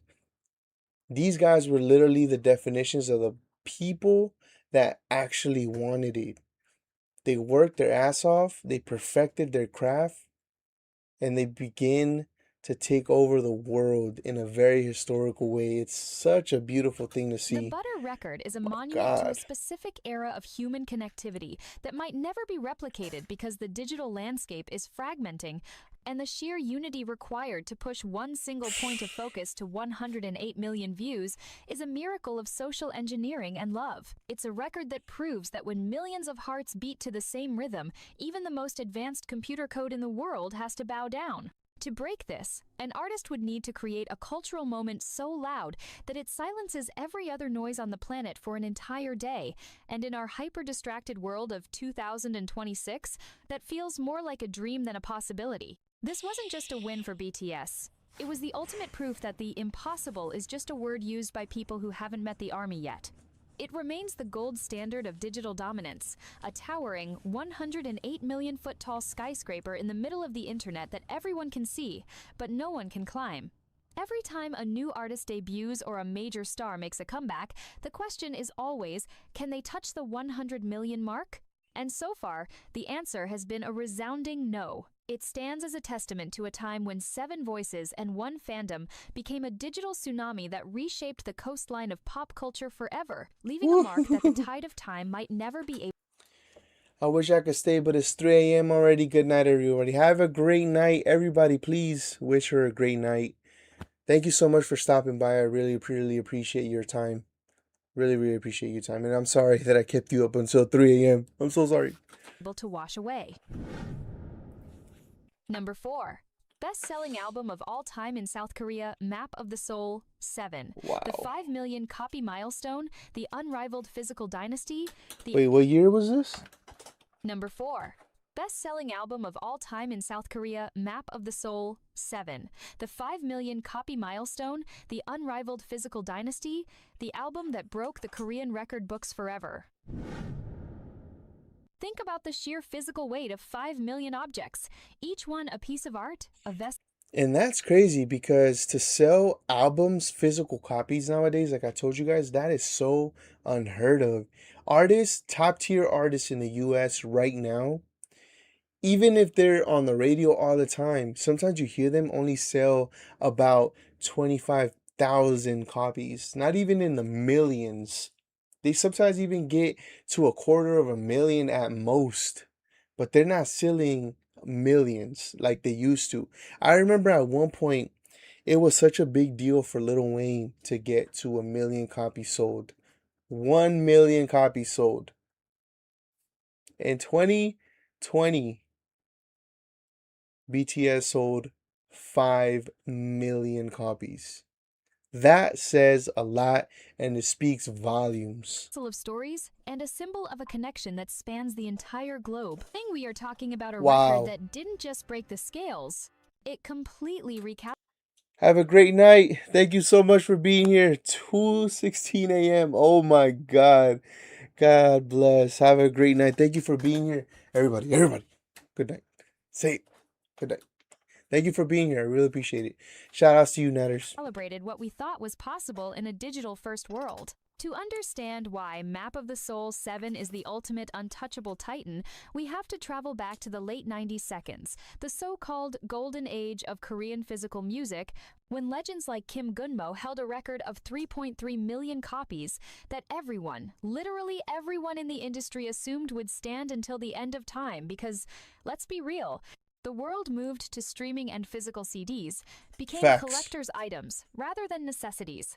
But BTS looked at that permanent record and decided to rewrite history with a level of ambition that felt almost mythological, releasing Map of the Soul 7 in February 2020 as a grand, sprawling celebration of their 7 years together, 7 members, and a journey that had taken them from the basement to the stars. The numbers that started rolling in weren't just high, they were terrifyingly unprecedented, with pre-orders alone smashing through the 4 million mark before Ooh, pre-orders alone starting at the 4 million mark. And this was before. Let me see. Let's see if we can get some numbers real quick.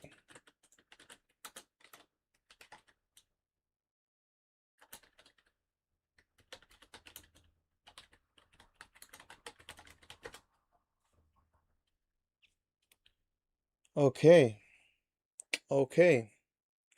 So,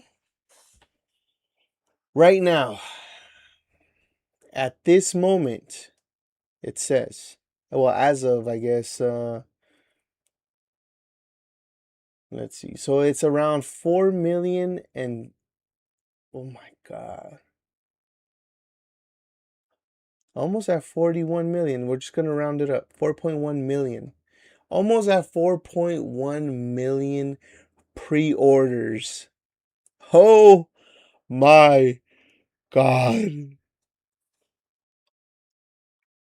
Are you kidding me? Almost at 4.1 million pre-orders. Not pre-saves. This is not digital. This is physical copies of albums. 4.1 million in 2026 is absolutely insane. What are we talking about here? They're really going to break another record this year. Oh my gosh. That's actually insane, guys. Almost 4.1 million for a blank album. Oh my God. We don't know what the song themes are. We don't know what kind of music is going to be in there. We don't know what it's even going to look like. We don't know anything about this album. Oh my God. That is another record-breaking thing right there. I'm excited for that. This is history right here. a single soul had even heard the full track list, proving that the bond between BTS and the ARMY wasn't just about music, it was about an absolute, unwavering trust. When the album finally dropped, it was a philosophical masterpiece, a deep dive into the shadow and ego of the human psyche based on Jungian psychology, featuring tracks like The Thunderous On and the hauntingly beautiful Black Swan, and as the sales figures climbed to 4.1, 4.2, and eventually passed the 5 million mark on the Gaon chart, now Circle chart, the world realized they weren't just looking at a successful album, they were looking at a cultural monument. Oh my God, and this is their last album. Oh my God, we're looking at about the same thing this year, if not more, because now there's more ARMY that is coming into play. There's more people that are interested and they're excited because they hear BTS is coming back and they're like, wait, who is BTS? And I love the fact that ARMY, you guys are not mean, like I said. You guys are the type that be like, BTS is back, yes, but check out their stuff. They're amazing. Little do you know, you guys start recommending all of these amazing tracks. and then it's like you're just on a ongoing up, up of all these amazing music, and just like, oh my God, like these guys can do no wrong, for real, for real. Oh wow, This record is it's widely crazy. considered impossible to break in the modern era because of a fundamental shift in how people consume media. In 2026, we live in a world of hyperfragmentation and 15-second sound bites, making the idea of 5 million people going out of their way to purchase a full-length, physical, high-concept Korean album feel like a beautiful relic from a more unified time. Each of the Wow. 7 members poured their entire souls into this project, with solo tracks that acted as personal confessionals.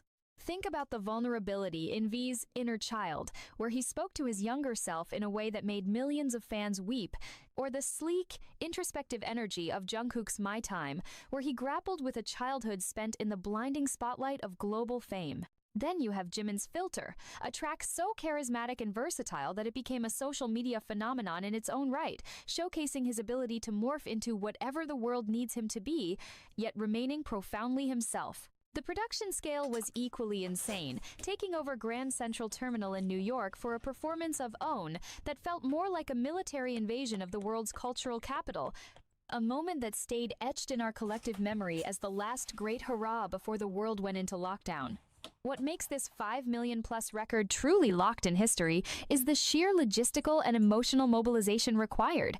To even come close to this, a new artist would need a fandom that is not just large, but fanatically organized and deeply invested in the physical tangibility of the music, a trait that the BTS army has perfected into a literal science. Critics often point out that while Western artists might dominate digital play, BTS operates on a level of devotional economy, where every purchase is a vote of confidence, a brick in the fortress of their legacy, and map of the soul. 7 is the tallest tower in that fortress. There's a profound reflection here about the nature of the number 7. It's the number of completion, of perfection, and in this album, it represented the culmination of a decade of struggle, of being the underdogs who were mocked for their name, only to become the only artists in history to sell more than 5 million units of a single Korean language project. As we look at the music landscape today, even with the global expansion of K-pop, the numbers are beginning to plateau because the peak physical era of the early 2020s was a unique lightning in a bottle moment that required a specific global climate and a specific group of 7 men who felt like they were carrying the hopes and dreams of an entire generation on their shoulders. When you hold that album in your hands, you aren't just holding plastic and paper, you are holding a piece of the record that proves South Korean culture could not only compete with the West, but could fundamentally outsell, outperform, and outlast the biggest names in Hollywood. It was the moment BTS became bigger than the industry itself, a moment when the limit was officially deleted from their vocabulary. The emotional weight of this achievement is doubled when you realize it happened just as the pandemic was about to separate the group from their fans for 2 long years. Those 5 million albums became the physical anchors that kept the fandom connected during the long, silent months of isolation. Can you imagine the Wow. pressure of being the person who has to try and beat this? You aren't just fighting for sales. You are fighting against a ghost, against a legend, against a moment in time when 7 voices perfectly synchronized to capture the heart of the planet. This record isn't just a number on a chart, it's a permanent scar on the face of the music industry. A reminder that for one glorious moment, physical music wasn't dead, it was more alive than it had ever been, fueled by the love of millions who wanted to own a piece of history. Map of the Soul, 7 remains the gold standard, the unbreakable ceiling, and the definitive proof that while trends come and go, a dynasty built on 5 million physical promises is a dynasty that will never truly fall. The question isn't if anyone will ever break it. The question is, why would they even try when the peak has already been reached by the kings of the era? This record stands as a monolithic achievement that reminds us that sometimes a group comes along that is simply too big for the world to handle, leaving behind a trail of numbers that look less like statistics and more like an impossible dream. Oh my God. How are you guys enjoying this video so far? I've heard some of these achievements in other videos, but I never heard it to the magnitude of the explanations that we're getting in this video. And it's like I've never heard it. I'm just speechless, and I cannot believe really the amount of amazingness that this group is.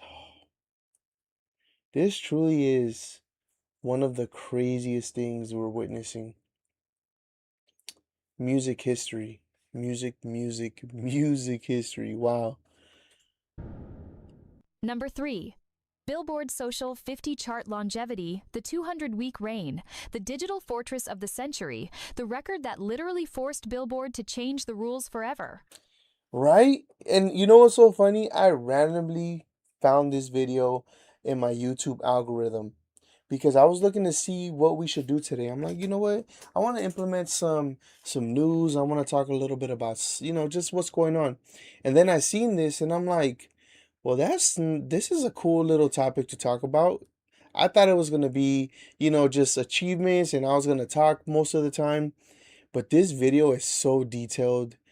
I really love it. I really love it. I'm gonna look into this channel a lot more. Let's go ahead and give him a little bit of shine real quick.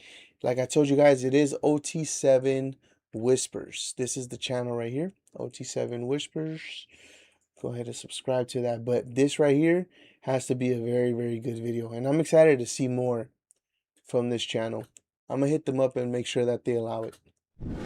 I'm just doing this right now. To truly grasp why this specific milestone is considered the absolute unbreakable wall of the modern music era, we have to travel back to a time when the digital world was a wild frontier, and social media was just beginning to dictate who lived and who died in the court of public opinion, a time when the Billboard Social 50 wasn't just a list, but a battlefield where the biggest stars on the planet fought for every single ounce of relevance and engagement.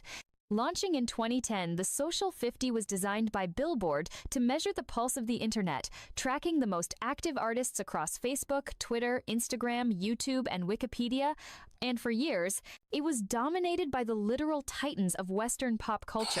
Think about the absolute iron grip that Justin Bieber, Rihanna, and Taylor Swift held over this chart, where Bieber's 163 non-consecutive weeks at number 1 was considered a record that would stand for a century, because who could possibly be more social than the person who literally grew up in front of a webcam? But then, on the 29th of October 2016, a 7-member group from South Korea entered the chart at number 1 for the first time, and the world of music analytics was never the same again. What began as a surprising entry turned into a multi-year occupation that defies every law of statistical probability we have ever known in the entertainment business.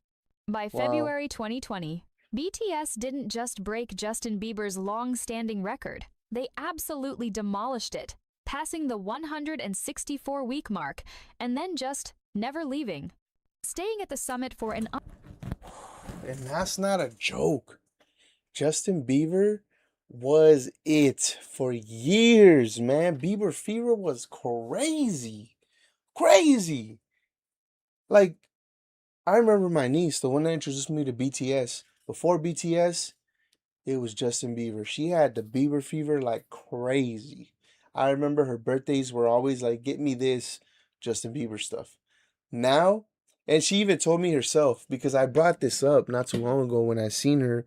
I brought this up and I was telling her how we've been doing content with, BTS, and then I told everybody that you're the reason why, we're into it so much. And, she's shy and stuff like that. But I also reminded her, I'm like, you know what's so crazy? Before you were into BTS, you really were into Justin Bieber, and you had a lot of Bieber fever. And she even told me, she's like, yeah, that's true. And once she found out about BTS, she let go of Justin Bieber and just became Army, and she's been Army ever since. So it's such a cool thing to see, and that's so crazy that they broke that record, because like I said, it was no joke. He was really a big figure out here. Unfathomable 210 weeks in total. Wow. With a streak of 180 consecutive weeks that felt like a permanent coronation of 7 kings who had figured out a secret language of connection that the rest of the world was still trying to translate. This record is widely cited as impossible because it wasn't just about a marketing team posting pre-scheduled photos. It was about RM, Jin, Suga, J-Hope, Jimin, Sugar. V, and Jungkook turning their social media presence into a living, breathing diary that millions of people felt they were co-authoring every single day through every like, every retweet, and every mention. Imagine the sheer psychological endurance required to maintain that level of global engagement without a single week of cooling off for nearly 4 straight years.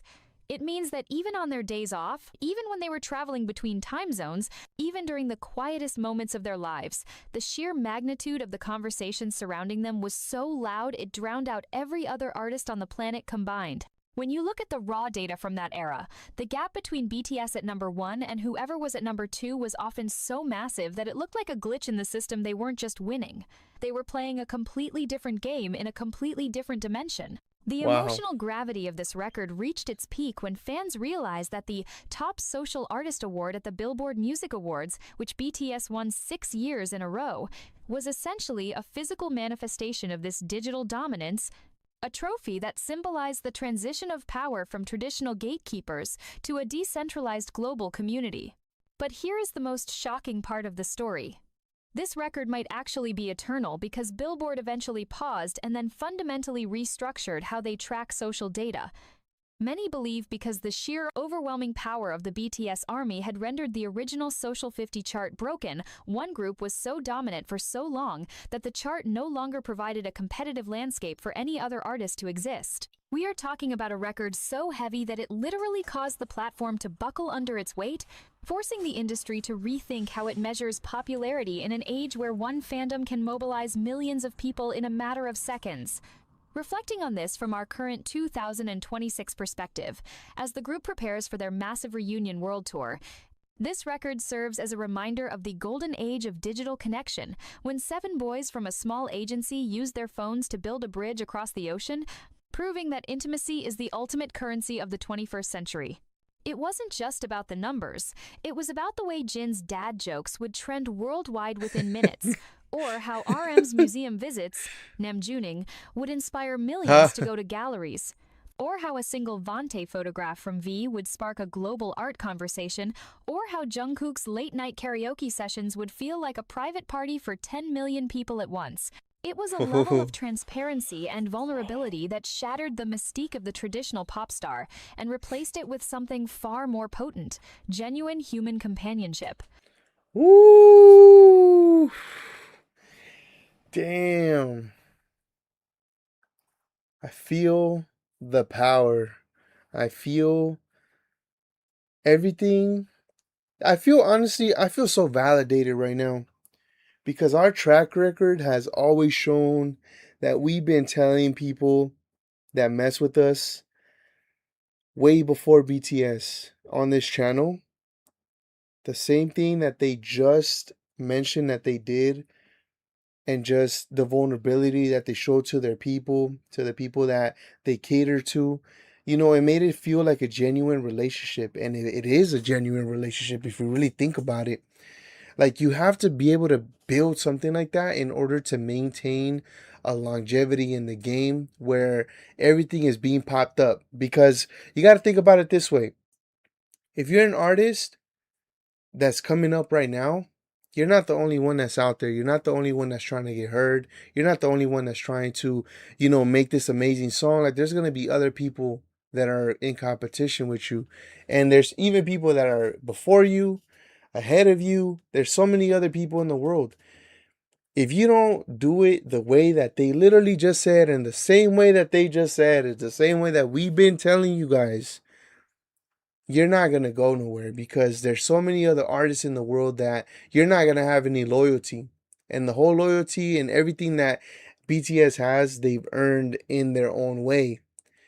You guys got to find a way to do it as well, because there's only going to be so much that you could do unless you get to this freaking level. You know what I'm saying? Like, this is, like I said, man, we've been preaching this for so long. Nobody listened.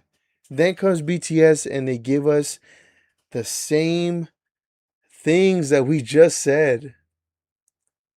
It just makes me feel really good. And I guess that's why I'm expressing it with so much passion, because I really have been preaching this for so long. So long. And I'm going to replay this part again, because if anybody is an OG eFam in here, you need to listen to this. And if you're an artist that are just low-key watching this, you need to listen to this, because this is what I literally told you in 2016, 17, and 18 that you need to do to be able to capture a group of fans and build with them. This is exactly what we in a matter said. of seconds. Reflecting on this from our current Listen, 2026 perspective, as the group prepares for their massive reunion world tour, this record serves as a reminder of the golden age of digital connection, when there 7 we go. boys from a small agency used Listen, their phones to build a bridge across the ocean, proving that intimacy is the ultimate currency of the 21st century. It wasn't just about the numbers. It was about the way Jin's dad jokes would trend worldwide within minutes, or how RM's museum visits, Namjuning, would inspire millions to go to galleries, or how a single Vante photograph from V would spark a global art conversation, or how Jungkook's late-night karaoke sessions would feel like a private party for 10 million people at once. It was a level of transparency and vulnerability that shattered the mystique of the traditional pop star and there you go. Literally, what you gotta do is right there.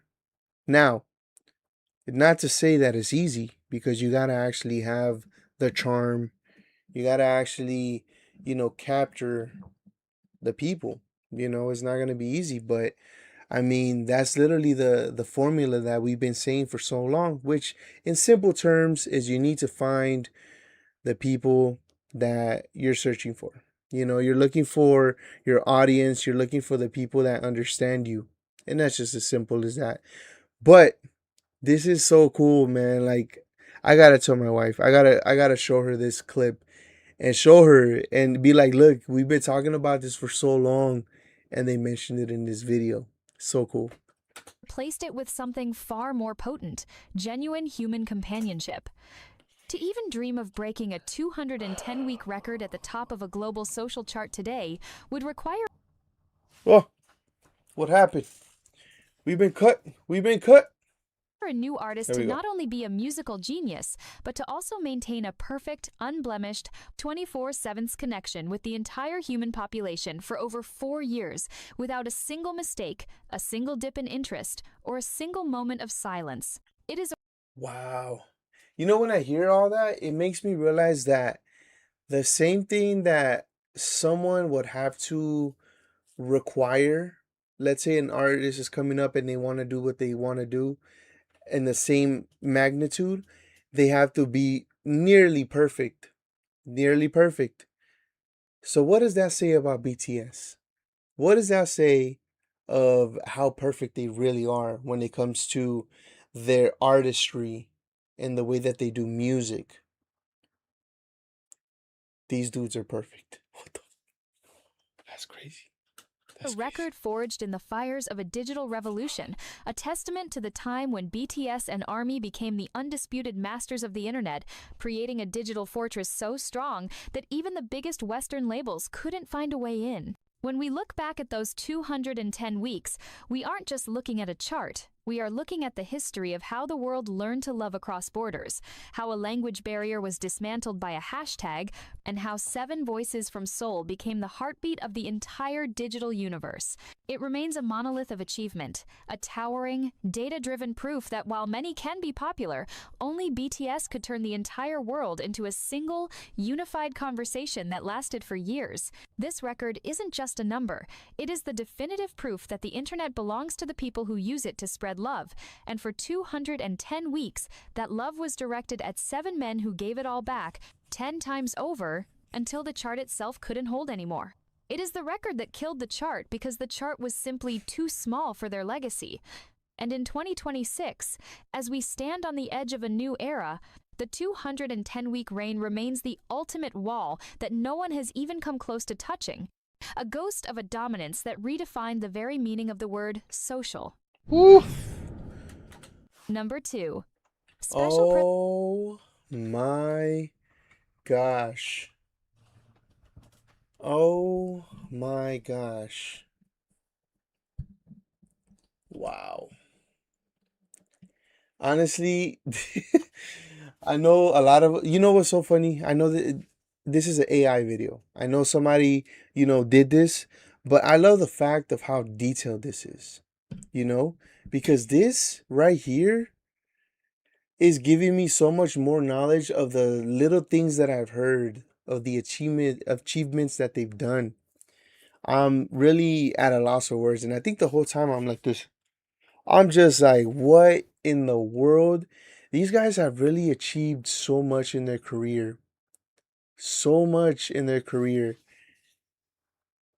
And this is really so admirable because they really do care about the people that they know for a fact Army made them who they are. Because in all actuality, we all know if Army's not here and these guys, let's say, didn't have the fandom that they have, they wouldn't be in the position that they are. So them knowing that Army has supported them, loved them, and accepted them for who they are, they will give Army their all. And perfectly said right here. That they'll talk to Army when they miss us, when they feel happy, even when they feel sad and lonely. And that's facts. And even in the holiday season, even if they just want to go live and do video games, karaoke, if they want to do whatever, they want to, three of them be drinking and just have fun, have a conversation in the studio, which we've seen those lives before. These guys are just here to be vulnerable and be like, hey, I'm human too, man. Let's have fun. Let's chill. What are you guys up to tonight? You know, this is what I'm going to do. You guys want to vibe out with me? Let's do it. I love that about them, man. For real, this is so, oh my God. It's so sick. Literally feeling proud when we know people understand them. Exactly. BTS OT7 love. Shout outs to you. And that's true. That's true. Because I think that's why everything puts us together as well. Because we all understand each other and it just makes us, that much more of fans of them, first and foremost, but also makes us all pretty much friends because we literally understand each other. You know what I'm saying? Army is priority. Facts. Facts. Adolfo is going to sleep. Where is he? Oof. Oh no. Adolfo. Have a great night, my boy. Shout outs to you, everybody. Everybody. Say good night to Adolfo. Have a great night, bro. Sleep tight. See you next time. And they don't follow company. Exactly. They don't follow company rules. They don't care about none of that. As long as Army's happy, I'm pretty sure that they feel good about themselves, And I like that because any artist can say, oh, I care about my fans, like do this. In all actuality, they don't. They really don't. They don't show the amount of support and not support, my bad. That's the wrong word to say. The artist doesn't show the care for their fan base, if that makes sense. Because it's true. Gracious just said right here, artists that come live very often just talk to their fans. Like well, she's talking about BTS, but an artist just in general doesn't just come on the live. They don't interact with people. If anything, they go on live to, show off their new song, try to see if people are feeling it or not, get feedback live, or, things like that. Or they're really stuck up. You know what I'm saying? But in all actuality, these guys right here are so different. And I appreciate that because they understand, it's like I'm human. Like, what's up with you guys? I love you guys. Give me a hug, like I feel like they're so dope in real life. Obviously I don't know, but I feel like they're so dope in real life and they're just so cool, you know what I'm saying, to be around. So that's so cool, man. I really love this. Let's continue it. Number 2. Number 2. Special Presidential Envoy for Future Generations and Culture, the Diplomatic Passport to History, the UN General Assembly Takeover, the most watched moment in United Nations history. To truly understand why this record sits at the penultimate spot on our list, you have to look past the flashing lights of the concert stage and into the solemn, high-stakes corridors of the United Nations headquarters in New York, where, for one historic week in September 2021, the world's most famous boy band transitioned into the world's most powerful diplomats. We are talking about a feat so unprecedented that it sounds more like a plot from a political thriller than the reality of a K-pop group. BTS became the first ever pop artists to be officially appointed as special presidential envoys for South Korea, complete with red diplomatic passports and a mission to represent the voices of future generations on the global stage. This isn't just a record of popularity, it is a record of cultural legitimacy that no other musical act has ever touched in the history of modern international relations. When RM, Jin, Suga, J-Hope, Jimin, V, and Jungkook... And the reason I said this is an AI video because she keeps saying Suga. It's sugar. Okay? Let's get that correct. Stage. This isn't just a record of popularity, it is a record of cultural legitimacy that no other musical act has ever touched in the history of modern international relations.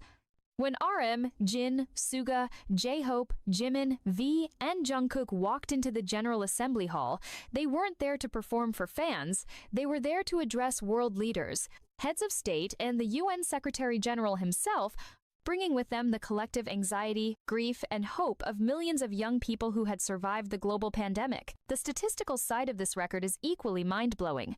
When BTS took the podium for their speech at the SDG Moment, the official UN YouTube livestream, which usually garners a few thousand viewers, suddenly surged to over 1 million concurrent live viewers, effectively breaking the digital infrastructure of a global peacekeeping organization. Oof. Oh my God, bro. Man, when Army shows up, Army shows up. They support. And it doesn't matter what they do.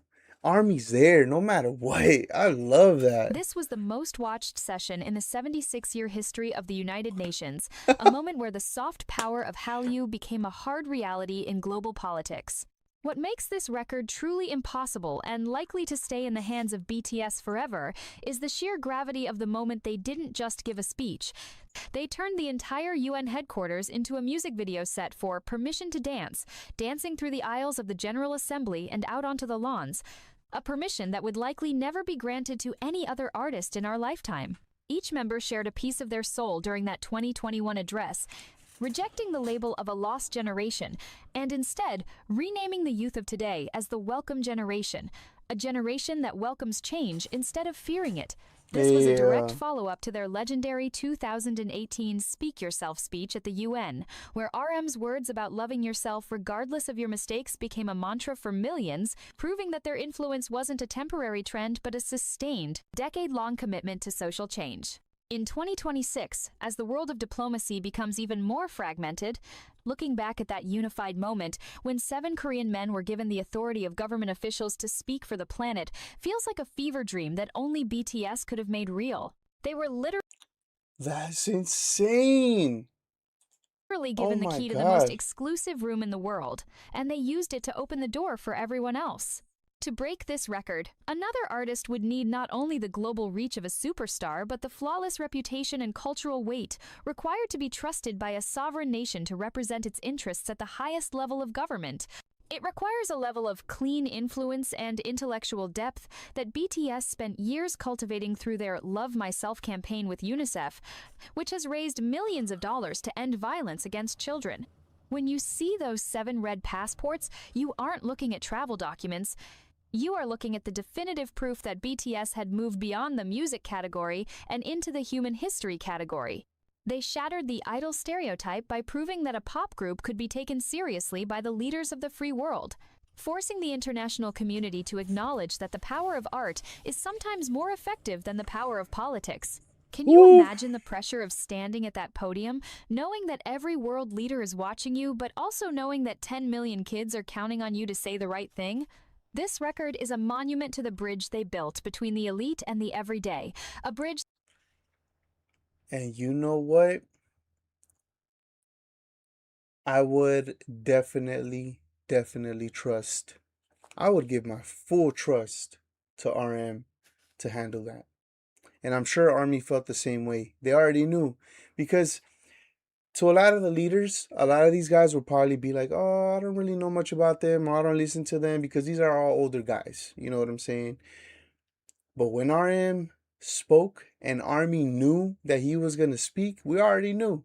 Well, obviously in this time I didn't know, but you guys already knew that he was about to come up with some amazing points and he was just going to say something good, you know? So I'm sure you guys weren't worried about it. Everybody else was, but I'm pretty sure that's what the case was for this one. That is now paved with the footsteps of 7 boys from Seoul who refused to stay in their lane. It is a record of dignity, a record of diplomacy, and a record of a global heartbeat that found its voice in the halls of the UN. As we prepare for the final, ultimate record on our list, let the red passports of BTS serve as a reminder that their legacy isn't just about selling out stadiums, it's about changing the way the world listens to the people who will inherit it. Number 1. Guinness World Record for the most streamed group of all time on Spotify, The Digital Eternity, The Sound of 70 billion. Oh my God. That is absolutely insane. Seeing at the caliber of what this meant and just really getting a full detail of the intensity, but also the importance of this is crazy. A lot of pressure, a lot of pressure. But like I said, RM, we already know. Well, now I personally know he's got this. RM is the perfect person to put in a position like this because he is somebody that, you know, is able to maneuver and speak to people in this caliber. You know what I'm saying? He's definitely that guy. He's that guy. He's that guy. If you have the paid Spotify BTS audiobook, Beyond the Story is included. Though I'm a little lit professor and prefer books, it's super interesting to listen. Okay, I'll check it out. I don't have it, to be honest, but I'll definitely check it out. I'll try to see if I can find it. And they do wait, and they talk about other artists and share other artists' music, and that's dope. And that's dope, you know. And that's something that I would have to say I could admire about them because they're literally showing us with their own actions. It's okay to listen to other people. It's okay. I mean, we're human. You know what I'm saying? Obviously, we're gonna have our favorites, but it's okay to listen to other people. You don't gotta just hate on somebody else. It's okay. It's okay. You know what I'm saying? Uh, they go to other artists' concerts and support them, post it on their stories, and wow, wow, and they talk about it in their lives too. That's dope. I have yet to see that, but I'm definitely looking forward to seeing some old clips of that. To be honest. And last year, RM spoke at the APEC and mentioned Army, another record. Facts. I was there. I reacted to it. It was so fire. All right, let's get back into the video. So we got one more. I know this is a long one, but it was something so special that I knew you guys would like. You know what I'm saying? I'm glad you guys are enjoying it. Number 1. Guinness World Record for the most streamed group of all time on Spotify, The Digital Eternity, The Sound of 70 Billion Souls, The Absolute Conquest of the Global Ear. To truly grasp the weight of this final, most gargantuan record, you have to stop thinking about music in terms of charts or trophies and start thinking about it as the literal soundtrack of human existence. Because what BTS has achieved on Spotify isn't just a record, it is a digital empire that spans every continent, every time zone, and every possible human emotion. We are talking about a milestone that is so vast, so statistically overwhelming, that it actually defies the traditional logic of the music industry. As of our current vantage point in early 2026, with the group standing on the precipice of their most anticipated reunion tour in history, the total stream count for BTS has climbed into a stratosphere where no other group in the history of recorded sound has ever breathed. We are looking at a cumulative total that has soared past the 60 billion and even the 70 billion mark, a number so large that if you played every BTS stream back to back, you would be listening for hundreds of thousands of years without a single second of silence. This journey to the top of the Spotify mountain didn't start with a bang, it started with a whisper back in 2013 when 7 boys from a tiny room in Seoul were uploading covers to SoundCloud because the mainstream platforms didn't even know they existed. Think about the sheer raw determination it took for RM to lead this group from those humble beginnings, where they were literally handing out flyers on the streets of Los Angeles. to becoming the undisputed kings of the world's largest streaming platform. The most streamed group record is unique because it isn't based on a single moment of hype or a one-hit wonder. It is a record of pure, unadulterated endurance. It is built on the backs of Dynamite, which became a multi-billion stream monster, Butter, which continued the streak, and Boy With Love. But the real secret to this record's immortality lies in the B-sides and the deep cuts that fans listen to every single day, as if their lives depended on it. We are talking about the Spring Day Effect, a song released years ago that still garners millions of streams every single week, acting as a perennial queen of the charts that refuses to abdicate her throne. It is a song that has become... You guys did say that too. Man. You guys, and like I said, man, you guys are so informative on some real stuff, surreal stuff. I understand BTS is amazing, but I gotta give it to you guys as well. You know, I'm not gonna not give credit to Army because you guys are really the reason why I learned a lot from or for wait, you guys are the reason why I learned a lot about BTS. I was gonna say from BTS. But I guess you could say that, right? From BTS. But it's such a beautiful thing because you know you guys would in the beginning you guys would go to the videos and just like post so much information, and this is when the comments weren't so crazy, and I would go through all of the comments and I would like really read all of them, and I'll be like, oh my god, like I was learning a lot through the comments. And as I was learning from the comments, the next video we would react to, it would talk a little bit about what you guys talked about. And I'm like, oh my God, like I'm getting so much information and I'm like really enduring it and learning, you know, and it's so dope. It's so dope. Released years ago that still garners millions of streams every single week, acting as a perennial queen of the charts that refuses to abdicate her throne.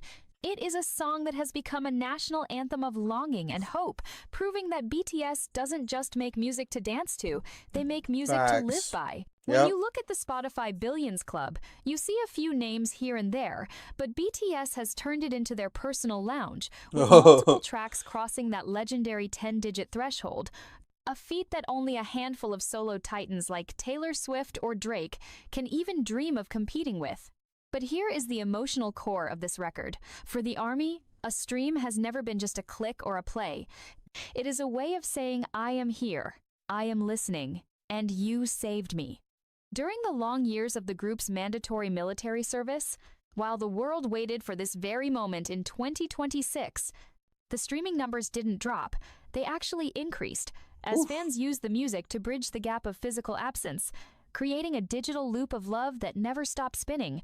Each member's solo work also fed back into this massive ocean of data, with Jungkook's 7 and Standing Next to You breaking solo records left and right, yet always reinforcing the primary brand of the 7-member brotherhood. This record is widely considered the most impossible to break because it requires a level of catalog strength that takes decades to build, yet BTS did it in just over one.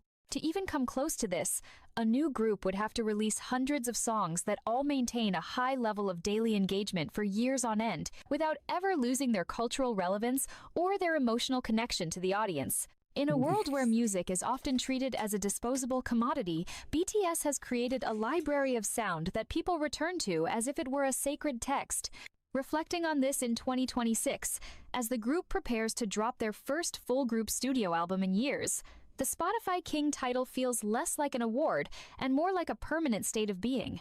The sheer scale of the 70 billion stream milestone means that even if BTS never released another song, it would take decades for any other group to even catch a glimpse of their shadow. This record is the ultimate proof that the language barrier is a myth. When people from the favelas of Brazil, the cafes of Paris, the skyscrapers of Tokyo, and the rural towns of America are all pressing play on the same Korean lyrics, you realize that BTS has achieved a level of global synchronization that the world has never seen before. It is the sound of a borderless world, a testament to the fact that 7 voices from a small agency could eventually become the loudest sound on the planet. As we close this list of the 7 wonders of the BTS era, the Spotify record stands as the most profound of them all, because it is the one that is powered by us, the listeners. It is a record of our late-night study sessions, our morning commutes, our heartbreak, and our greatest joys, all distilled into digital bits and projected back to 7 men who gave us everything.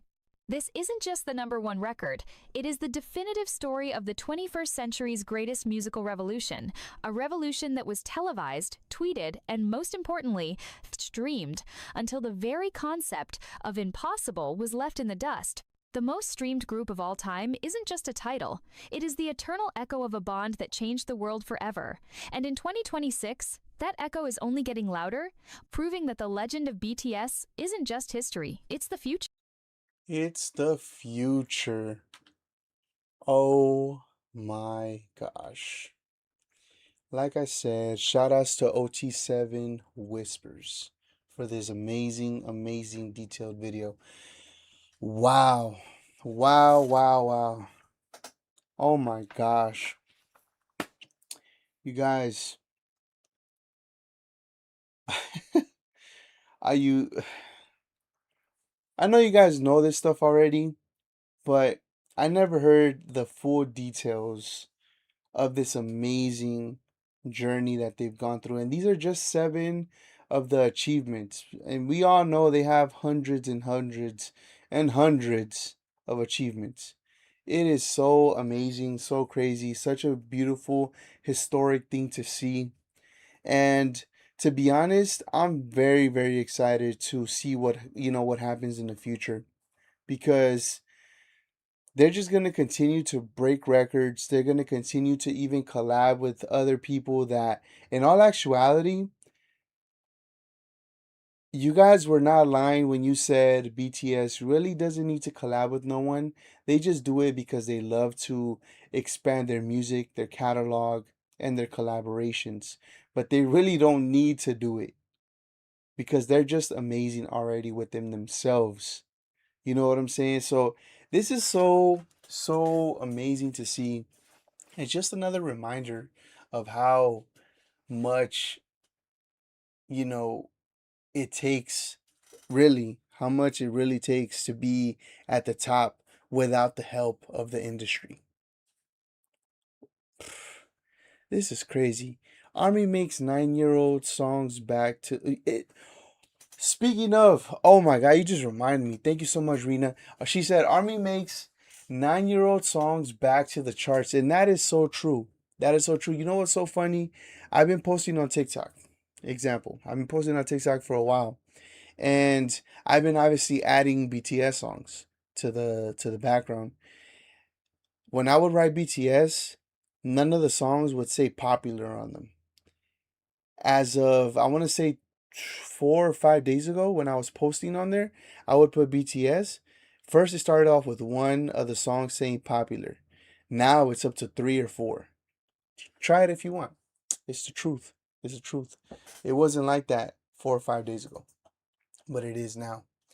A few more very old, yeah, and that's true. That's true. They really do that, and I like that, because I'm probably one of the reasons too. Because I be bumping BTS pretty heavy, to be honest. It's such a good vibe. I really enjoy it. I really do. I don't know, man. I don't know. I just love it.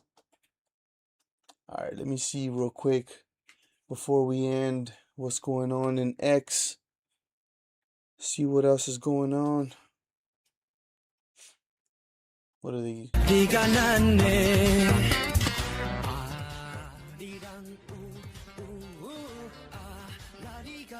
Oh man, the excitement. The excitement is real. I'm excited. I'm excited with everybody. I'm so excited. What's this?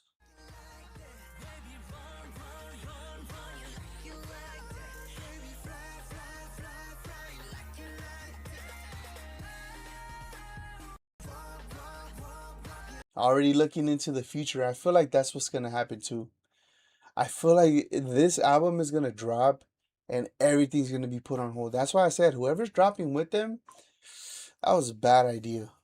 They probably didn't know though. This piece.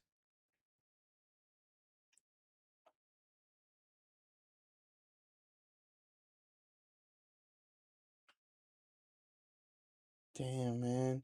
Look at all these people. This is amazing. I love this. I really do. Like, just seeing how much there's like a lot of talk about the album. is amazing, you know? I hope you guys are doing the same thing. I am trying to keep up and continue to spread and continue to try to, expand for people to know what's going on and stuff like that, because I want to be part of it too, I want to support, and I want to make sure that I do my part to spread the positiveness. That's just crazy, man.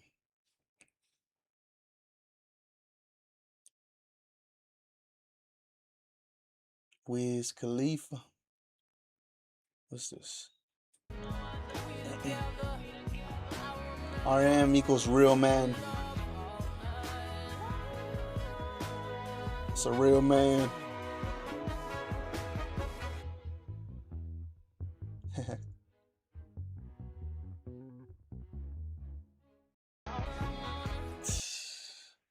RM be doing it up, GQ style. I like that. Shoosh. This was 15 hours ago. Now we saw it's double that. That's crazy. This was 15 hours ago. It's double that now.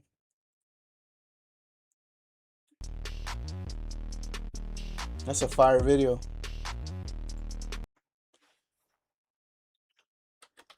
Fire.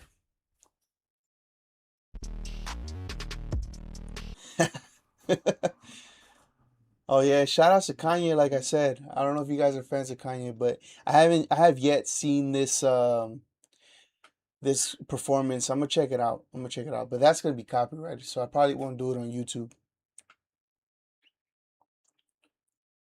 Ooh,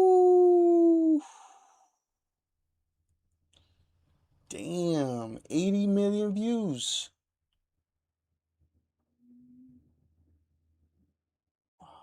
Wait, that's not 80 million. 800 million. Damn, it's like 80 billion. God damn. What's this?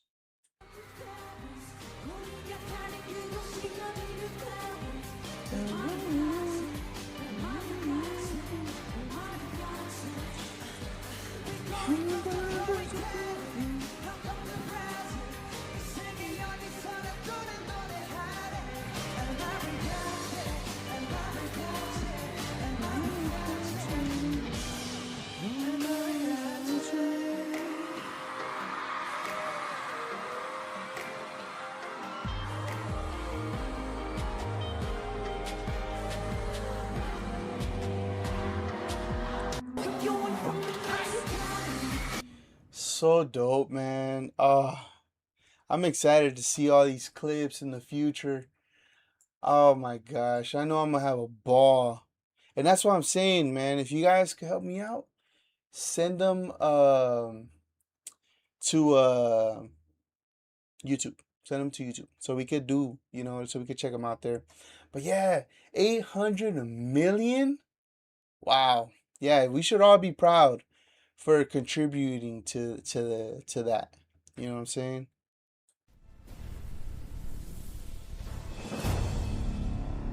Ooh, look at this. I like this edit.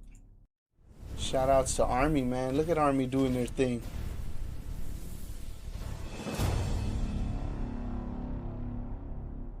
Woof. That's fire.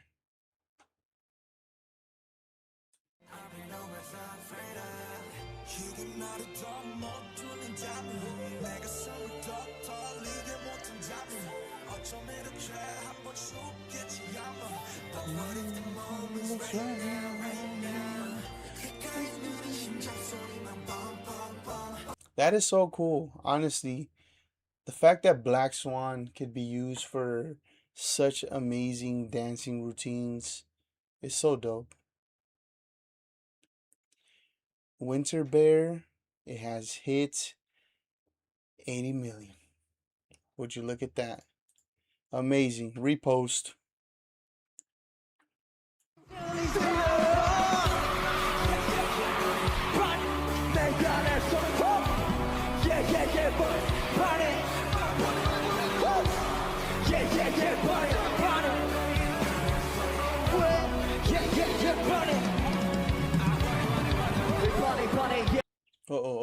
getting a little bit in trouble here. We're getting a little trouble. I think I'm just playing too much music. Apparently, I don't feel like it's too much though. But it's okay. It's okay. We're about to end anyways. But yeah, man. But yeah, so like I said, if you guys could do me a solid for the future, I would love to continue doing this and checking out more amazing clips or anything like that. If you guys can, please go ahead and go to the community tab on the channel. And you guys are, more than welcome to post whatever you guys want us to react to on here, and it's gonna be a dope time. I'm excited. I'm excited to build this community. I'm excited that you guys were here with me. I appreciate you guys for being here with me. I know this was a long stream. I gotta give a big shout outs to the wifey once again. She was able to hold it down for an hour and a half, not feeling well. So, she had to leave us. But once again, I appreciate her for even, taking the time and, just giving it her all, because you guys could tell in a moment she wasn't even able to talk that well anymore. So I'm about to go check on her, give her some medicine because I think it's about time again. Yeah, it's about time. I'm probably gonna give her a tea or something. See if she's up. But big shout out to you guys. I hope you guys enjoyed this long live stream. Hopefully you guys enjoyed the topics today. Hopefully you guys enjoyed the time, the music, and just everything that we did today, man. It was a successful live stream. I appreciate you guys being here. Don't forget, more videos on the way, more live streams on the way. Thank you guys for being amazing. God bless you guys. Have a blessed day, blessed night. Enjoy your day. Be positive. Say hi to somebody. Don't forget, say hi to somebody. Let's continue to spread this positive stuff that we're on a mission with. You know what I'm saying? But yes, I will definitely tell her. Thank you so much. Have a great night. See you guys.